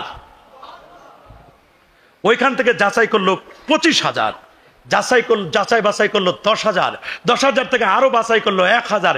1,000 থেকে 100, 100 থেকে 50, 50 থেকে 25, 25 থেকে 10, 10 জন থেকে বাছাই করলো 5 জন, 5 জন থেকে 3 জন, 3 জন থেকে ফার্স্ট, সেকেন্ড, থার্ড। পুরস্কার দিবে 10 জনকে। কয়জনকে? এই 1 লক্ষের উপর কবিতা লিখে সমস্ত কবিতাগুলোর মধ্যে সেরা যে কবিতাটি হলো, এই কবিতা কোনো মাদ্রাসার মুহতামিম সাহেব লেখেন নাই, কোন মাদ্রাসার প্রিন্সিপাল লেখেন নাই, অধ্যক্ষ লেখেন নাই, মুহাদ্দিস লেখেন নাই, মুফতি সাহেব লেখেন নাই। এই কবিতাটা প্রথম হয়েছে, যার কবিতাটা, এই কবিতাটা লিখেছেন ভারতের হায়দ্রাবাদের একজন মুখ্যমন্ত্রী। মুখ্যমন্ত্রী। আমার দেশের মুখ্যমন্ত্রী তো দূরের কথা, মন্ত্রীরা তো নবীর নাম অনেকে সহ্য করতে পারে না, কিসের কবিতা লিখবে? আমি চিন্তা করে দেখলাম রে, দুনিয়াতে এক মন্ত্রীরে গ্রেপ্তার করছে, আর এক মন্ত্রীরে চেনা যায় না, দাড়ি কাটছে তো চেনা যায় না, এখন উনারে গ্রেপ্তার করে নিয়ে যাচ্ছে। আমি চিন্তা করলাম দুনিয়ার চিত্র এরকম, আল্লাহ আখেরাতে কি হবে? দুনিয়া কইছে ভাই আমারে খালি গ্রেপ্তার করে নিয়ে যাচ্ছেন, আরেকজন মন্ত্রী আছে। বলে কে? উনি একেবারে দরবেশ বাবার নাম বলে দিল, দরবেশে ধরে নিল। আমি চিন্তা করলাম দুনিয়াতেও সহ্য হলো না রে, আখেরাতে না জানি কি হবে। কথা বলেন। বরং অনেক মন্ত্রী তো এমনও ছিল হজের ব্যাপারে কটূক্তি করেছিল, নবীর শানে বেয়াদবি করেছিল। এরকম আছে না? যায় দিন ভালো যায়, আসে দিন খারাপ আসে। মনে রাখবেন, এই দিন নয়, আরো দিন আছে। কেউ যদি জুলুম করে, অন্যায় করে, এটার শাস্তি আজ না হয় কাল পেতেই হবে। কথা বলেন। তবে মনে রাখবেন, যে যত বড় মনে করো যে আমি অনেক বড় হয়ে গেছিলাম, বড়টা কিন্তু ছোট হওয়া খুব সহজ। ছোট করে দিতে পারেন কে? বলেন। যে জনগণের ম্যান্ডেট নিয়ে ছোট থেকে তুমি বড় হয়েছো, ওই জনগণ আবার তোমার ছোট করতে পারে না। একটা ছোট্ট একটা ঘটনা বলবো, জানি কষ্ট হবে, তারপরও বলে যাচ্ছি, আমি না বললে নয়। এক আল্লাহর ওলি আসছে এক এলাকায়, উনি যে দোয়া করে ওইটাই কবুল হয়। সুবহানাল্লাহ বলেন। এটা একটা জাস্ট একটা কেসা, শুধু শিক্ষণীয়, খেয়াল করবেন। দেখ, ইঁদুর আইছে হুজুরের কাছে। রাসূলুল্লাহ হাদিসে ইঁদুরকে বলেন ফুয়াইসা গালে হাদিল উম্মাহ, এই উম্মতের ছোট্ট ফাঁসে গেল ইঁদুর। কারণ নবীজি একদিন ঘুমাইছে, নবীজির বালিশ মোবারকের পাশে চেরাগ জ্বলতেছিল। চেরাগের শৈলটা আছে না, পলটা বের করে নবীজির বালিশের অর্ধেক পুরাই ফেলছে। নবীজি কইছে তুমি তো দুশ্মন রে আমার, তুমি আমার বালিশ পুরাই ফেলছো। রাসূল বলছেন আমার উম্মতের কোনো খাদ্য তালিকায় ইঁদুর থাকবে না, ইঁদুর যদি কেউ খায় ওর চরিত্রটা ইঁদুরের মতো হবে। রাসূলুল্লাহর একজন প্রিয় সাহাবী ছিল, নাম আবু হুরায়রা। 5374টা হাদিস বর্ণনা করেছেন। তিনি বলেন কসম আল্লাহ, 5 দিন 7 দিন হয়ে গেছে খাবার নাই, পেট আর পিঠে হয়ে গেছে, কোনো খাবার কেউ দেয় না। কখনো ক্ষুধা লাগলে আল্লাহ নবীর চেহারা মোবারকের দিকে তাকাইলে জীবনের সব ক্ষুধা মেটে যেত। এত বড় বড় হাদিস মুখস্থ করেছেন। আবু হুরায়রা বলেন, সবাই বলে তুমি এত হাদিস কেমনে মুখস্থ করো? কই তোমরা যখন বাইরে গনিমত টোকাইতে যাও, আমি তখন রাসূলুল্লাহর হাদিসগুলো গনিমত হিসেবে ভিতরে জমা করি। আমি একদিন রাসূলুল্লাহকে বললাম, হুজুর কত হাদিস শুনি, সবগুলো তো মনে রাখতে পারি না, আপনি একটু আমার জন্য দোয়া করে দিবেন। কি দোয়া রে আবু হুরায়রা? হুজুর মনে রাখতে পারি না। নবী বলেন, আবু হুরায়রা তোমার চাদরটা বিছায় দাও। এটা বুখারী শরীফের হাদিস। আবু হুরায়রা গায়ের নরমাল চাদরটা রাসূলুল্লাহর সামনে বিছাই দিলেন। হুজুর চাদর বিছাই দিছি। আল্লাহ নবী কে যেন পরে পরে ফু দিলেন, ফু দিয়ে এরকম করে দিয়ে দিলেন, বলে আবু হুরায়রা চাদরটা এবার গায়ে দাও। আবু হুরায়রা চাদরটা গায়ে দিল। আবু হুরায়রা বলে কসম আল্লাহর, নবীজি যেদিন আমার এই চাদরে কি যেন ফু দিয়েছেন, ওই চাদর যেদিন গায়ে দিয়েছি এরপর থেকে একটা অক্ষর, একটা নুকতা, একটা জের জবর পেশ কিছুই আমি ভুলি নাই। আল্লাহু আকবার। নবী এরকম ফু দিয়েছেন, দোয়া করছেন কতজনের জন্য? আনাস বিন মালিক আছে, উনি বলছে আমি 10 বছর খেদমত করছি। কত বছর? গেছে উম্মে সুলাইমের বাড়িতে, ওনার মা উম্মে সুলাইম দাওয়াত দিছে, হুজুর আমার বাসায় একটু আসবেন না? বলে আসবো না মানে কেন? বলো কেন? হুজুর একটু বাসায় যাবেন। গেছে উম্মে সুলাইমের বাসায়, আনাস বিন মালিকের বাসায় গেছেন। রাসূলুল্লাহকে চামড়ার বিছানায় দিয়েছেন। রাসূলুল্লাহ ঘেমে যাচ্ছে, ঘাম মোবারকগুলো টপ টপ করে একেবারে সূর্যের আলোতে কেমন যেন টপ টপ করতেছে, ঘামগুলো যেন মুক্তার মতো জ্বলতেছে। এদিকে হযরতে সুলাইম রাদিয়াল্লাহু তাআলা, উম্মে সুলাইম, তিনি এসে রাসূলুল্লাহর ঘাম মোবারক, আল্লাহু আকবার, আমার নবীজির ঘাম মোবারক এগুলো টোকাই টোকাই টোকাই বোতলে কারুরাত, বুখারীর বর্ণনা, উনি কারুরাত বোতলের শিশির মধ্যে রাখছে। নবীজি বলেন কি করতেছো তুমি? বলে হুজুর আমরা তো গরিব মানুষ, আতর কিনতে পারবো না, আপনার ঘাম মোবারকগুলো এখানে রাখতেছি যাতে করে পরবর্তীতে আতর হিসেবে ব্যবহার করতে পারি। এরা যখন আতর ব্যবহার করত তখন এতে এই আতর পৃথিবীর সেরা আতর ছিল। আপনি শুনলে অবাক হবেন, মুসনাদুদ দারিমির হাদিস, হযরত জাবের রাদিয়াল্লাহু তাআলা বলেন, আল্লাহর নবী একটা সফরে বের হয়েছেন, তা বের হয়ে রাসূলুল্লাহর এক্সচেঞ্জার চাপ ধরছে, মানে একটু বাথরুম করবেন। কি করবেন? কি করবেন? নবীজি বলেন, জাবের দেখো তো কেমনে কোথায় বাথরুম করবো? কই হুজুর 2টা গাছ দেখা যায়। নবী বলেন ওই গাছ দুটারে আমার সালাম দাও, আসতে বলো। সুবহানাল্লাহ বলেন। তা গাছ দুটো উপরায়া, শিকড় উপরায় এসে রাসূলুল্লাহর জন্য বাথরুমের মতো বানায় গেল। আল্লাহ নবী বাথরুম করেন, জাবের রাদিয়াল্লাহু তাআলা মুস্কি মুস্কি হাসে, কয় আজকে নবীজি কি বাথরুম করে, আমি জীবনে নবীদের বাথরুম দেখি নাই, আজকে আমি দেখব। সুবহানাল্লাহ বলেন, আল্লাহু আকবার বলেন। এদিকে আম্মা জান আয়েশা বলেন, আমি 1000 বার চেষ্টা করছি রাসূলুল্লাহ বাথরুম থেকে বের হয়, আমি খালি চিন্তা করি যে যেন যাই দেখি তো কি করে নবীরা কি বাথরুম করে। কয় কিচ্ছু কোনো চিহ্ন পায় না, খালি দেখি আতরের মতো ঘ্রাণ। কয় আমি জীবনে পারি না। আম্মা জান আয়েশা বলছেন আমি পারি নাই। জাবের রাদিয়াল্লাহু তাআলা উনি বলছেন দেখি আজকে বিরাট চান্স যাবে। রাসূলুল্লাহর বাথরুম শেষ, তায়াম্মুম করে নিলেন। তায়াম্মুম করে নেওয়ার পরে নবীজি বলেছে এর যে গাছ দুটাকে বললেন তোমরা ফিরে যাও। গাছ দুটা ফিরে গেল। হযরতে জাবের বলছেন এবার আমি দেখি তো রাসূলুল্লাহ একটু অন্য মনস্ক হলে আমি কাছে যাব। রাসূলুল্লাহ একটু অন্য মনস্ক, রাসূলের গাছ দুটা যেখানে বাথরুম করছে কাছে গেছে, দেখে কোনো চিহ্ন নাই, খালি কয়েকটা ঢিলা কুলুপ মানে পাথর পরে আছে 5টা। কয়টা? রাসূলুল্লাহ বলেছেন কমপক্ষে 3টা। এটা তিরমিজির হাদিস, না হলে 5টা, না হলে 7টা ব্যবহার করবে, যার যেমন অবস্থা অনুযায়ী ব্যবহার করবে। তো উনি বলছে যে না, আমি তো আর বাথরুম দেখতে পারলাম না, কারণ নবীরা তো জিন্দা, ইন্তেকালের পরও তারা কি?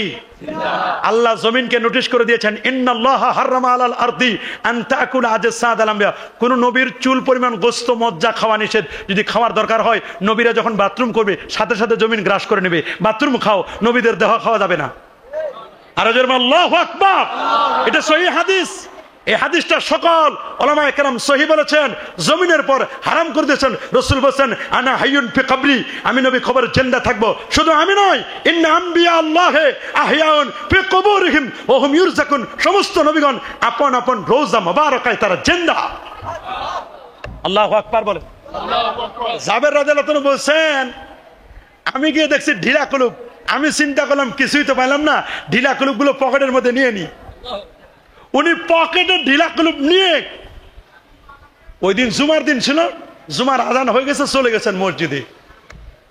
সাহাবীরা এসে বলছে, ভাই ওই একটু আতর দেন তো, কি যেন ঘ্রাণ পাওয়া যাইতেছে। আরে ভাই, আতর পাবো কোথায়? আমি তো আজকে গোসল করার সময় পাই নাই। উনি যে রাসূলুল্লাহর ঢিলা কুলুপগুলো পকেটে নিছেন, এটা শরমের ব্যাপার বলা যায়? উনি কাউরে বলতেছে না পকেটটা রাখে দিছে, কেউ যেন না জানে। একবার মসজিদের কোনায় বসে বলে, ভাই ওই কি আতর ব্যবহার করছেন, একটু দেন তো লাগাই। বলে, ভাই আমি আতর আনি নাই। না ভাই, আপনার কাছ থেকে ঘ্রাণ পাচ্ছি আমরা, অন্য কারো কাছ থেকে না। কয় না ভাই, আমি গোসলও করার সময় পাই না আজকে। কয় না, তাহলে আপনার বডি চেক করবো আমরা, কি আতর ব্যবহার করেন। আপনি ছাড়া আর কারো কাছ থেকে এটা পায় না। এখন উনি পড়ছেন বিপদে, কি না কি করে এরা। তখন বলছে, ভাই এখানে রাসূলুল্লাহর কতগুলো ইস্তেঞ্জা করার পরের কতগুলো ঢিলা আছে, ঢিলা কুলু পাথর। বলে, আরে মিয়া, ওইখান থেকে তো ঘ্রাণ পাইতেছি, আপনি আমাদের একটু ঘষে দেন। ঢিলা কুলুপগুলো ঘষে দিছে, ঘষে। এরা যখন ঘষে নিয়ে বাড়িতে গেছে, লোকজন ছুটে আসে, আজকে আবার কোন মেসকো আম্বর গায়ে গায়ে মাখে আসছো, এটার ঘ্রাণে আমরা এলাকাবাসী থাকতে পারি না। কয় মেসকো আম্বর না, এটা ঢিলা কুলুপ ঘষা দিয়েছি। বলে, তাহলে আমরাও ঘষা দিই, এরকম করে ওরা ঘষা দিয়ে যায়। আল্লাহু আকবার, কেমন পুত পবিত্র নবী! আল্লাহু আকবার, আল্লাহু আকবার। কোন নবী আমরা, কোন নবীকে আমরা পেয়েছি? আল্লাহ নবী যখন জন্ম নিল, তিনি বলেন, আমি ইব্রাহিম নবীর দুয়ার ফসল, ঈসা রুহুল্লাহর সুসংবাদ, আমার মায়ের স্বপ্নের বাস্তব রূপ।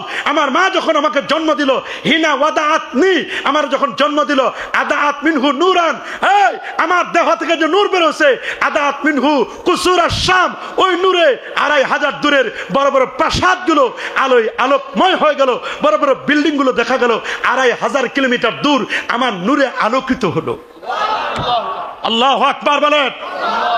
সেই নবী আলোকিত নবী। এই জন্য তো আমরা বলি, নূর নবী এসেছে নূর নিয়ে, বলেন না, নূর নবী নূর নিয়ে, সেই নূরেতে সারা জাহান আলোকিত হয়েছে। আসসালাতু ওয়াসসালামু আলাইকা ইয়া রাসূলুল্লাহ, আসসালাতু ওয়াসসালামু আলাইকা ইয়া হাবিবাল্লাহ। কি বলেন, আমার নবীর আগমনে আমরা সবাই খুশি না? কি বলেন, খুশি না? খুশি না? এই খুশিটাকে আরবিতে বলে ঈদ। বলেন কি? হ্যাঁ, শরীয়তের ঈদ হলো দুইটা, ঈদুল ফিতর, ঈদুল আযহা। নামাজ আছে, তাকবীর আছে, সদকাতুল ফিতর আছে, আপনার কুরবানি আছে। ওই ঈদের সাথে এই ঈদ মিলালে হবে না, এটা শাব্দিক অর্থে ঈদ। আমার রাসূল যখন মক্কা শরীফ থেকে মদিনা শরীফে গেলেন, মদিনা শরীফ গেলে মদিনা শরীফের আবাল বৃদ্ধ বনিতা, আল্লাহু আকবার, ওরা এত খুশি হলো, ওরা বলছে জীবনে এইরকম খুশি আর আমরা কখনো হয় নাই। আল্লাহু আকবার বলেন। আরে আল্লাহু আকবার। সেই নবীর ঈদ, এই ঈদ এরা খুঁজে পায় না। আমি নিজের কোনো দলিল দিব না, আমি সহিহ বুখারী থেকে দুটো দলিল দিয়ে যাই। কয়টা? সবাই বলেন। এটা আমার কোন দলিল নয়, দলিল আমি দেই নাই, দলিল দিয়েছেন আল্লামা হাফেজ ইমাম, ইমাম মানে মসজিদের ইমাম না, মুজতাহিদ ইমাম আল্লামা হাফেজ ইমাম ইবনু হাজার আসকালানী রহমতুল্লাহ আলাইহ 852 হিজরি আলেম, যিনি বুখারী শরীফের ব্যাখ্যা গ্রন্থ ফাতহুল বারি লিখেছেন। এত বড় পণ্ডিত, আল আজবিবাতুল মারদিয়া কিতাবের 1117-18 পৃষ্ঠার মধ্যে স্পষ্ট করে লেখা। উনি বলছেন বুখারী শরীফের হাদিস 4802 নম্বর হাদিস, আব্দুল্লাহ ইবনে আব্বাস রাদিয়াল্লাহু তাআলা আনহুমা হাদিসটি বর্ণনা করেন। আল্লাহর নবী মদিনা শরীফে গেলেন, দেখলেন ইহুদিরা রোজা পালন করছে। নবীজি জিজ্ঞেস করলেন, তোমরা কেন রোজা রাখো? বলে, আপনি জানেন না আজকের দিন হলো আশুরা, মুহররমের 10 তারিখ। এই তারিখে আল্লাহ তাআলা আমাদের নবী মুসা আলাইহিস সালাম এবং তার কওম, তাদেরকে আল্লাহ তাআলা ফেরাউনের জুলুম থেকে মুক্তি দিয়েছিলেন, লোহিত সাগর থেকে মুক্তি দিয়েছিলেন। ওই দিনটাকে স্মরণ করে আমরা কি রাখি? রোজা পালন করি। কি পালন করি আমরা? ওই দিনটাকে মুসা নবী রাখছে আর তার উম্মতে রাখছে, আমরা মুসা নবীর উম্মত হিসেবে ইহুদিরা রোজা রাখছি। এই দিনটাকে তারা ঈদের দিন বানাতেন। আল্লাহু আকবার বলেন। আল্লাহ নবী বলেন, নাহনু আহাক্কু ওয়া আউলা বিমুসা মিনকুম, আমরা তোমাদের চেয়ে মুসা নবীর বেশি অধিক হকদার। মুসা নবী আমার ভাই, নবীরা ভাই ভাই। আল্লাহ যদি আমি রাসূলুল্লাহকে হায়াতে বাঁচায় রাখে, আগামী বছর 9, 10 অথবা 10, 11 2 দিন আমি রোজা রাখবো। নবীজি রোজা রাখলেন, ও আমারা বিসিয়ামি, সাহাবায়ে কেরামদেরকে রোজা রাখার জন্য আদেশ দিলেন। আল্লামা ইবনু হাজার আসকালানী বলেন, এই হাদিস দ্বারা প্রমাণিত যে নির্দিষ্ট কোনো দিনে যদি আল্লাহর পক্ষ থেকে নিয়ামত আসে অথবা গজব শাস্তি উঠায় নেয়, তাহলে ওই দিনটা স্মরণীয় করে রাখতে হয়। যে কোনো মাধ্যমে, রোজা, তেলাওয়াত, ইবাদত, মিছিল, মিটিং বা মানুষকে খাবার খাওয়ানো, যে কোনো মাধ্যমে এটাকে স্মরণ করে রাখা যায়। তাহলে আল্লাহর নবীর চেয়ে বড় নিয়ামত আর কি হতে পারে? আমি বলে নাই, ইবনু হাজার আসকালানী বলছেন, আজ থেকে 800 বছর 850 বছর আগে উনি বলেছেন এই হাদিসটি, উনি বলছেন আমার কাছে ঈদে মিলাদুন নবীর দলিল এর চেয়ে বুখারীর হাদিসের এই দলিলের চেয়ে বড় দলিল আর কিছু হতে পারে না। আল্লাহু আকবার বলেন। এই দলিল শুধু তিনি দিয়েছেন তা নয়, আরো 6 জন বিখ্যাত আলেম দিয়েছেন। আল্লামা জালালউদ্দিন সুয়ুতি, ইমাম সাখাবী, ইবনু নাসিরউদ্দিন দেমাশকি, এরকম আরো বড় বড় পণ্ডিতরা এই হাদিস দিয়ে দলিল দিয়েছেন। সুবহানাল্লাহ। আরেকটা হাদিস দলিল দিয়েছেন সহিহ বুখারীর 5101 নম্বর হাদিস। সুবহানাল্লাহ বলেন। আল্লাহু আকবার বলেন। 5101 নম্বর হাদিস দলিল দিয়েছেন কিতাবুন নিকাহ। হযরত উরওয়া বলেন, আল্লাহর নবীর চাচা আবু লাহাব, কাট্টা কাফের, কে? আবু লাহাব যখন মারা গেল, লাম্মা মাতা আবু লাহাব, এ দলিল আপনারা শুনে আসেন। আবু লাহাব যখন মারা গেল, আব্বাস ইবনে আব্দুল মুত্তালিব স্বপ্নে দেখলো, আবু লাহাব কবরের কি খবর?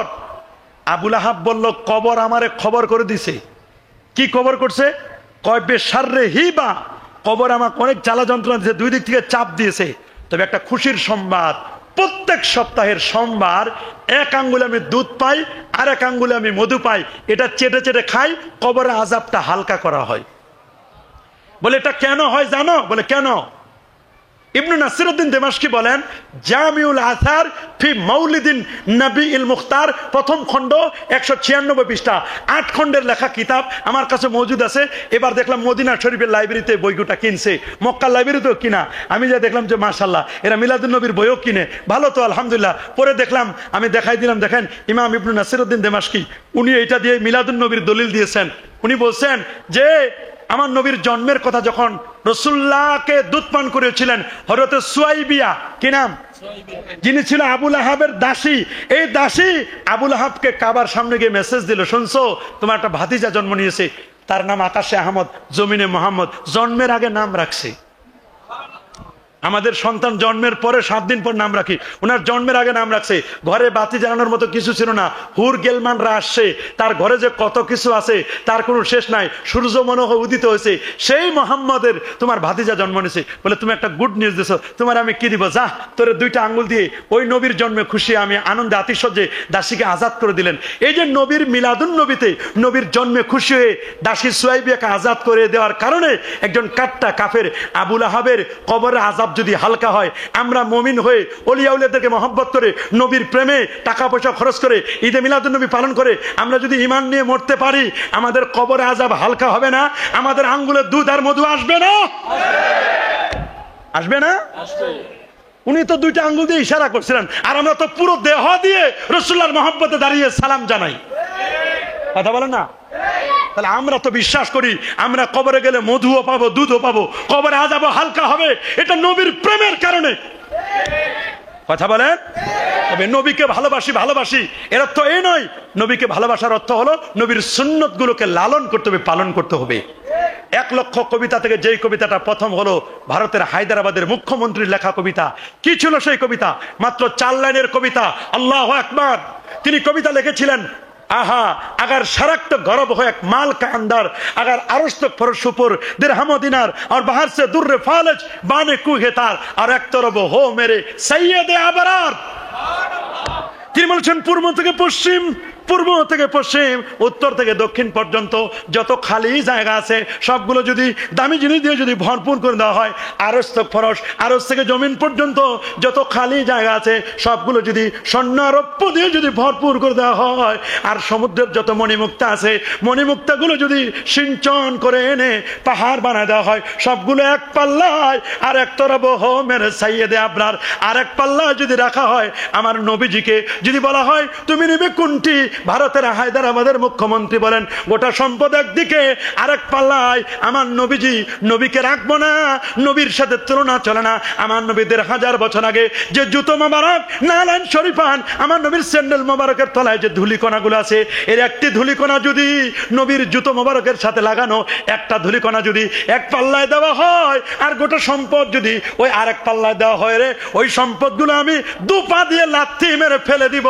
আমার নবীর জুতার সাথে লাগানো ধুলিকণা বালুকণাটা আমি তুলে নিয়ে 2 ঠোঁটের মাঝখানে চুমুকিয়ে মাথায় তুলে নেব। আল্লাহু আকবার। এই হলো আমার নবীর মিলাদুন নবী, এই হলো আমার নবীর ঈদ মিলাদুন নবী। নবীর সাথে বিয়াদবি করেন না। নবীর সাথে বিয়াদবি করে করে করে করে মনে করছেন অনেক উঁচা হয়ে গেছেন, অনেক বড় হয়ে গেছেন। এখন যেই আলেমদের উসিলায়, যেই পীর বুজুর্গদের উসিলায় আপনারা নিজেকে খুব বড় মনে করতেছেন, এই পীর বুজুর্গদের ফু কিন্তু আরো আছে। ইঁদুরকে ফু দিয়ে বানাইছে কি? বিড়াল এসে বলছে হুজুর বের হয়ে দেখলাম কুকুরের লারান দেয়। কে লারান দেয়? কুকুরের লড়াই। হুজুর আপনি কি পারেন না আমার একটা ফু দিয়ে কুকুর বানাই দিতে? কি হয়ে গেছে? এবার কুকুর হওয়ার পরে বাইরে গিয়ে দেখে শিয়াল মামা চান্দা চাইতেছে, আয় কিরে আমার চাঁদা কই? এখন চিন্তা করছে শিয়াল হয়ে মানে কুকুর হয়েও কোনো শান্তি নাই, শিয়াল মামার বুদ্ধির কাছে আটক। আইসে হুজুর আমার একটা ফু দেন, আমি যেন কুকুর থেকে শ্রীগাল হয়ে যায়, শিয়াল পণ্ডিত হয়ে যায়। দিছে ফু।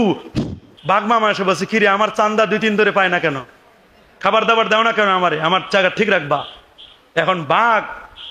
এখন বাঘও ওর কাছে চান্দা চায়, শিয়াল হয়েও লাভ নাই। এসে বলছে হুজুর আমার একটা ফু দেন, আমি যেন বাঘ হয়ে যায়, কারণ বাঘের উপর টাক আছে কিনা জানি না। দিছে ফু, কি হয়ে গেছে? বাঘের পর হওয়ার পরে এবার জঙ্গলে গেছে, দেখ সিংহ মামা তেরে আসতেছে। এই খবর কিরে, নতুন পাগল, নতুন আইসো, আমরা পুরানরাই পাই না। বলে হুজুর লাভ নাই, বাঘ হয়েও শান্তি নাই, বাঘের উপর দেখলাম টাক আছে। হুজুর এমন একটা ফু দিবেন আমি যেন সিংহ হয়ে যাই। এক ফুতে কি হয়েছে? সিংহ হওয়ার পরে দেখে পুরান সিংহগুলো খাবার পায় না, নতুন সিংহ এর তো কোনো খবর নাই। 3 দিন 4 দিন হয়ে গেছে, পেটে কোনো খাবার জোটে না। আইসে হুজুরের কাছে, হুজুর আপনার ফুর এত অ্যাকশন, ইঁদুর থেকে সিংহ হয়ে গেলাম হুজুর, আপনি কি সিংহ বানালেন ঠিক হয়, কিন্তু আমার তো খাবার পায় না হুজুর। হুজুর যেহেতু খাবার পায় না আমার তো বাঁচতে হবে হুজুর, হুজুর আপনারে খাইতে চাই। কি বাবা আমারে খাবা? আমি না তোমার ইঁদুর থেকে এই বানাইলাম, সিংহ বানাইলাম। বলে না হুজুর পাই না, তখন কি করবো, আপনারই খাবো, খাবার পায় না। হুজুর বলছে বাবা আমার যেহেতু খাবা, তাহলে আমি একটু রেডি হয়ে আসি, উজু করে আসি, আমার যেহেতু খাবা আমার আর একটা ফু বাকি আছে। বলে হুজুর ওইটা দিলে কি হবে, ওই ফু দিলে? বলে জানি না কি হবে, এটা আরো অনেক বড় কিছু হতে পারো। আসছে বলে হুজুর আপনারে খাইতে চাই, খাওয়ার আগে ফুটা দিয়ে দেন যাতে করে আর পরে ফু না লাগে। হুজুর এবার এমন এক ফু দিছে জায়গাটা জায়গায় চলে গেছে, ইঁদুর হয়ে গেছে। বেশি বাড়াবাড়ি যারা করছে ইঁদুরের মতো গর্তে লুকাইছে না? কথা বলে না কেন? এখান থেকে শিক্ষা, আমরাও যদি পরবর্তীতে কেউ বাড়াবাড়ি করি, জুলুম করি, আমাদের পরিণতি এরকমই হবে। শিক্ষা নিতে হবে আমাদেরকে। কথা বলেন। আমি আপনাদের হাতে ধরে পায়ে ধরে বলি, আল্লাহর ওলিদের সাথে দুশ্মনী করবেন না, নবীর শানে বেয়াদবি করবেন না। 5 ওয়াক্ত নামাজ পড়বেন, জুমার নামাজ পড়বেন, কাবলাল জুমা পড়বেন, বাদাল জুমা পড়বেন, নামাজের পরে দোয়া করবেন। অনেকে দোয়া করতে চায় না, দোয়া করলে কয় হাত পাতা যাবে না। ঠিক এই মুষ্টির চাল নেওয়ার সময় হাত পাতে, মাহফিলের কালেকশনের সময় হাত পাতে দেয়, চামড়া কালেকশনের সময় হাত পাতে, ফেতরার টাকা নেওয়ার সময় হাত পাতা যায়, ভিক্ষা করার সময় হাত পাতা যায়, নামাজের পরে আল্লাহর দরবার দুটো হাত পাতা যায় না? কথা বলেন, যায় কি যায় না? দোয়া করবেন, একটু মুনাজাত করবেন, নবীর সুন্নত অনুযায়ী জীবন গঠন করবেন। মুখে নবীর দাড়ি ছিল, দাড়ি রাখবেন, নবীর সুন্নত, মাথায় টুপি দিত, সুন্নতি জামা পরিধান করতেন, এগুলো করবেন। আপনি নবীকে ভালোবাসেন, তার প্রমাণ হলো নবীর সুন্নতের লালন করা, নবীর সুন্নতকে পালন করা। আল্লাহু আকবার। রাসূল বলেন, লাউ তারাকতুম সুন্নাতা নবীকুম লা দালালতুম, যদি তোমরা আমার সুন্নাহকে, আদর্শকে ছেড়ে দাও, গোমরাহ হবে, পথভ্রষ্ট হবে, ঈমান হারা হওয়ার সম্ভাবনা। এজন্য ইরবাদ ইবনে সারিয়া বলেন, আল্লাহ নবী আমাদেরকে নিয়ে ফজরের নামাজ পড়লেন, ফাসাল্লা বিনা রাসূলুল্লাহ সাল্লাল্লাহু আলাইহি ওয়াসাল্লাম সুম্মা আকবাল আলাইনা বিওয়াজহিহি ফাওয়াজানা মাউইজাতান বালিগা জারাফাত মিনহাল উয়ুন ওয়া ওয়াজিলাত মিনহাল কুলুব ফাকালা রাজুলুন ইয়া রাসূলুল্লাহ কাআন্না হাযিহি মাউইজাতু মুআদ্দিন ফাওসানা ক্বালা উসিকুম বিতাকওয়াল্লাহ ওয়াস সামি ওয়াত তা ওয়া ইন কানা আবদান হাবাশিয়া ফাইন্নাহু মান ইয়াইশ মিনকুম বাদি ফাসায়ারা ইখতিলাফান কাসীরা ফাআলাইকুম বিসুন্নতি ওয়া সুন্নাতিল খুলাফায়ে আর-রাশিদিন আল মাহদিয়িন তামাসসাকু বিহা ওয়া আদ্দু আলাইহা বিন নামাজিজ ইয়াকুম ওয়া মুহদাসাতিল উমুর ফাইন্না কুল্লা মুহদাসাতিন বিদআ ওয়া কুল্লা বিদআতিন দালালা ওয়া কুল্লা দালালাতিন ফিন্নার। রাওয়াহু আহমদ ওয়া তিরমিজি ওয়া ইবনে মাজাহ ওয়া আবু দাউদ। আল্লাহু আকবার। আমার রাসূল বলেন, শেষ জামানায় সুন্নত নিয়ে অনেক ইখতিলাফ থাকবে, মানুষের মাসলা মাসলা নিয়ে অনেক ইখতিলাফ থাকবে। ওই সময় তোমরা আমার সুন্নাহকে চোয়ালের দাঁত দিয়ে আঁকড়ে ধরো। এই দাঁত দিয়ে ধরলে ছুটাই নিয়ে যাবে। এই চোয়ালের দাঁত দিয়ে আঁকড়ে ধরবা, এই ভিতরের দাঁত দিয়ে আঁকড়ে ধরবা। এই ভিতরে দাঁত দিয়ে যারা নবীর সুন্নাহকে আঁকড়ে ধরে, তারাই সুন্নি মুসলমান। আমরা ওয়াহাবি নই, সালাফি নই, লামাযহাবি নই। আপনারা আপনাদেরটা করেন, আমাদের পরিচয় আমরা আহলে সুন্নাহ ওয়াল জামাতের অনুসারী। আমরা কাউকে গালি দিব না, কাউকে কটাক্ষ করব না। আমাদের টার্গেট হলো আমরা আহলে সুন্নাহ ওয়াল জামাতের আকীদা, 73 ফেরকার 72টা জাহান্নামী, একটা দল নাজাতি, সে দলটা হলো আহলুস সুন্নাহর দল, জান্নাতি দল। তবে নামে সুন্নি হলে হবে না। নামে সুন্নি, কাম করেন সব বিদআত, ভণ্ডামি, এগুলো সুন্নি নামের কলঙ্ক। নাম যেমন সুন্নি, কামও করতে হবে সুন্নি। কথা বলেন, কথা বলেন। নবীর সুন্নতকে জিন্দা করবেন, খেয়াল করবেন ইনশাআল্লাহ। কোন বেদাতকে প্রশ্রয় দিবেন না, শিরিক করবেন না, বেদাত করবেন না। মাজার হবে জিয়ারত, মাজার পূজা নয়। মা বাবার খেদমত করবে। আল্লাহ নবী হালিমাতুস সাদিয়ার জন্য মাথার পাগড়ি খুলে বিছাই দিছে। সুবহানাল্লাহ বলেন। মাকে বসতে দিয়েছেন, মা বাবাকে ইজ্জত করবেন, সম্মান করবেন। ওল্ড হোম, বৃদ্ধাশ্রমে রেখে আসবেন না। সন্তানদের প্রতি স্নেহ, মায়া, মহব্বত শিখাবেন। সন্তানদেরকে সালাম দিবেন, আদব শিখাবেন। সুবহানাল্লাহ বলেন। রাসূল বলেন 3টা জিনিস শিক্ষা দিবে, কোরআনের ভালোবাসা, নবীর ভালোবাসা, আর আহলে বাইতের ভালোবাসা শিক্ষা দিবে। ফজরের মুসল্লি যেন বাড়ে। ঈদে মিলাদুন নবীর মাহফিল করলেন আর ফজরের মুসল্লি হলো না, এই মাহফিল করে কোনো লাভ নাই। যদি ফজরের মুসল্লি বাড়ে, মসজিদের জামাতের মুসল্লি বাড়ে, তবে মাহফিল সার্থক হবে, সফল হবে। মুসল্লি চেনা যায় ফজরে, বন্ধু চেনা যায় বিপদে আর সফরে। সফরে যিনি বন্ধু, বিপদের যিনি বন্ধু, তিনি অরিজিনাল বন্ধু। আর মুসল্লি, ফজরের যিনি মুসল্লি, তিনি রিয়েল মুসল্লি। কিন্তু এখন এমন বেরামে পাইছে, জুমার দিন আসে সবার শেষে, কাবলাল জুমাও নাই, পরেও যায়, বাদাল জুমাও নাই, আসে সবার শেষে, যাই সবার আগে, আগেও নাই, পরেও নাই, আবার যাওয়ার সময় আরেকজনের জুতা পাল্টায় নিয়ে যায়। এরাই জুতা চুরি করে। এরা কি করে? সোজা হিসাব নিকাশ। কারণ ওই যে আসার সময় আসে তো সবার শেষে, জুতা কোন দিকে রাখছে হুশ থাকে না, যাওয়ার সময় আবার তাড়াতাড়ি যায়, আরেকজনের জুতা পাল্টায় নিয়ে যায়। মানুষ মনে করে জুতা চুরি করছে, ও কিন্তু চুরির নিয়ত ছিল না, নিয়ে গেছে পাল্টাইয়া। শুরু হয়েছে কয় মসজিদে জুতা চুরি হয়। আসলে কি চুরি হয়েছে না ভুল হয়েছে? কথা বলে। কিন্তু বদনাম তো হলো মসজিদের, বদনাম হলো কিসের? সাবধান। 5 ওয়াক্ত নামাজের পর একটু দোয়া করবেন, আল্লাহর কাছে চাইবেন, একটু আল্লাহর কাছে বলবেন, সন্তানদেরকে আদব শিক্ষা দিবেন, একটা সন্তানকে আলেম বানানোর চেষ্টা করবেন তো ইনশাআল্লাহ। কেউ অনৈক্য করবেন না, দ্বন্দ্ব কলহ নাই। কওমি, আলিয়া, সরকারি, আহলে হাদিস, সালাফি, লামাযাবি, সবাই আমরা ভাই ভাই। কারো ভুল হলে তাকে বুঝাই দিবেন, ভাই তোমার এটা ভুল, তুমি এটা ঠিক করতেছো না, দলিল দিয়ে বুঝাই দিবেন, এটা দলিল দিয়ে বুঝাই দিবেন। দলিল দিয়ে বুঝাইয়া হয় আপনি তার কাছে যাবেন, আর না হয় আপনি যদি বুঝাইয়া আপনার কাছে আনতে পারেন তাহলে আপনার কাছে আনবেন, যে কোনো একটা দিকে তো যাইতে হবে। কথা বলেন না কেন? তবে একটা কথা মনে পড়লো, ইয়ামানের বড় শায়েখ হাবিব আলী আল জিফরি তিনি একটা কথা বলছেন, কয় যারা নবীর বিরোধিতা করে তারাও নবীর গান, নবীর শান গায়, আর যারা নবীর পক্ষে বলে তারা তো গায়। কয় নবীর বিরোধিতা করার জন্য তো নবীর নামটা উচ্চারণ করার লাগে। আমার যখন আপনি অসম্মান করবেন, আমাকে যখন বিরোধিতা করেন, গালি দিবেন, তখন তো বলতে ওসমান গনি সালি সাহেব এই খারাপ কাজ করছে, আমার নামটা নেওয়া লাগবে না? তো বলছে যে রসুল্লাহর বিরোধিতা যদি কেউ করে তো রসুল্লাহর নাম নিয়ে তারপর বিরোধিতা করা লাগবে। তো পক্ষান্তরে যারা রসুল্লাহর শানে যারা বলে তারা তো রসুলের সম্মান গায়, রসুলের ঈদে মিলাদুন নবী করে, মিলাদ মাহফিল করে, আর যারা বিরোধিতা করে তারাও নবীর শান গায়। নবীর শান থেকে কোনো বাদ পড়ে না। আর কেমনে বাদ পড়বে? Ranking of the most influential personality of the world. আরে প্রফেসর ডি লামার্টিন যেমন বলেছেন, ঠিক তেমনি দ্য 100 নামক বইয়ে এই মাইকেল হার্ট তিনি বলে দিয়েছেন, 100 জন মনীষীর জন্য আমি সিরিয়াল করলাম, নবীকে 3 নম্বর দিলাম, কিন্তু কম্পিউটার সিরিয়ালে ভুল করে নাই, কম্পিউটার আমার নবীকে 1 নম্বরে দিয়ে দিয়েছে। মিউজিয়ামের মধ্যে লিখে দিয়েছে, এজ এ ফাদার নবী বাবা হিসাবে আইডল, সুবহানাল্লাহ বলেন, এজ এ টিচার নবী শিক্ষক হিসাবে আইডল। এখন তো শিক্ষক আইডল নাই, শিক্ষকের ঘাড় ধরে পদত্যাগ করাইতেছে। যেই শিক্ষকের কাছে লেখাপড়া করলো সেই শিক্ষকের মূল্যায়ন করতেছে না। অথবা শিক্ষকের কোনো একটা ভুল ত্রুটি হইতে পারে, ভুল ত্রুটি হলে সেটা বিচার আছে, আদালত আছে, আপনি জোর করায় বেচারারা 1 বছর আছে, 2 বছর আছে, এই 2 বছরে যদি উনি চাকরি না করে পেনশনটা পাবে না। জীবনের মানুষের একটা টার্গেট থাকে, জীবনের শেষ পেনশনটা। আপনি যে শিক্ষকের কাছে পড়াশোনা করলেন, ওই শিক্ষকের সামান্য কিছু ত্রুটি বিচ্যুতির কারণে উনারে যে আপনি একেবারে জোর করে ঘাড় ধরায় পিটাইয়া একেবারে জবরদস্তি করে ওকে পদত্যাগ করাচ্ছেন, এই কাজটা কি ঠিক করতেছে ছাত্ররা? আপনারা কি বলেন, করতেছে ঠিক? হ্যাঁ, সে যদি দুর্নীতি করে, অন্যায় করে, তাহলে ওই অন্যায়টা ধরাই দেন, কমিটি আছে, আইন আছে, আইন হাতে তুলে নেবেন না। কথা বলেন না কেন? শিক্ষক যদি কোনো অন্যায় করে থাকে শিক্ষকের বিচার হবে, কিন্তু তার একটা পুরো ফ্যামিলি চলে চাকরির উপর, আপনি যে তার পদত্যাগ করালেন, এই কাজটা কি আপনি ঠিক করলেন? এই জন্য সিদ্ধান্ত নেওয়ার সময় চিন্তা ভাবনা করে সিদ্ধান্ত নেবেন। ইমাম আজম আবু হানিফা একটা এলাকা দিয়ে যাচ্ছিলেন, জুতা খুললেন। বলে হুজুর জুতা খুললেন কেন? কয় এই এলাকায় আমার একজন ওস্তাদ আছে। বলে এই এলাকায় আপনার কোনো ওস্তাদ নাই? কয় কেন? এটা সুইপারদের এলাকা। হ্যাঁ, আমার একজন ওস্তাদ আছে, নাম সুইপার, তার সে সুইপার, বাথরুম পরিষ্কার করে। বলে হুজুর উনার কাছ থেকে আবার কি শিক্ষা নিয়েছিলেন? কয় উনার কাছে কি শিক্ষা নিয়েছিলাম?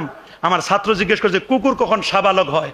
আমি 3 মাস কেতাবাদি পড়ে কোনো উত্তর দিতে পারি নাই। সুইপারকে জিজ্ঞেস করছে, এই সুইপার, কুকুর কখন সাবালক হয় বলো? তো হুজুর এইটার জন্য টেনশন করেন, কুকুর যখন 5 জায়গায় পেশাব করে তখন সাবালক হয়। তো এটা তো আমার জানা ছিল না রে বাবা, এত বই পুস্তক পড়লাম কোথাও পেলাম না। তোমারটাই ঠিক, কুকুর যখন 5 জায়গায় পেশাব করে আর যখন ঘাস খায় তখন বুঝবার সাবালক হয়। এই জন্য ওস্তাদ হযরত আলী রাদিয়াল্লাহু বলেন, মান আল্লামানি হারফা, যে আমাকে একটা অক্ষর শিক্ষা দিল, আমি তার গোলাম। ইচ্ছে করলে সে আমারে বিক্রি করে দিতে পারে, ইচ্ছে করলে আজীবন আমাকে গোলাম বানায় রাখতে পারে। আল্লাহু আকবার। এই যদি হয় আমাদের অবস্থা, তাহলে আজকে আমরা কথায় আল্লাহ আমাদের সবাইকে কবুল করুন। ইচ্ছা থাকা সত্ত্বেও খালি আলোচনাটা উঠলো, এর মধ্যে দেখতেছি 12টা পার হয়ে গেছে, অথচ গাড়ি তো আমার নির্দিষ্ট টাইমে টিকিট কাটা, আমার জন্য তো অপেক্ষা করবে না, সকালে আবার ক্লাস। সব দিক মিলাইয়া ইচ্ছা থাকা সত্ত্বেও 2-3 ঘন্টা কথা বলার ইচ্ছা ছিল, যে 3 ঘন্টা কথা বলবো। যেটুকু বলেছি এটুকু যেন আমরা আমলে আনতে পারি, আমলের নিয়তে যেন শুনতে পারি। শুনেছি যতটুকু, আল্লাহ কবুল করুন।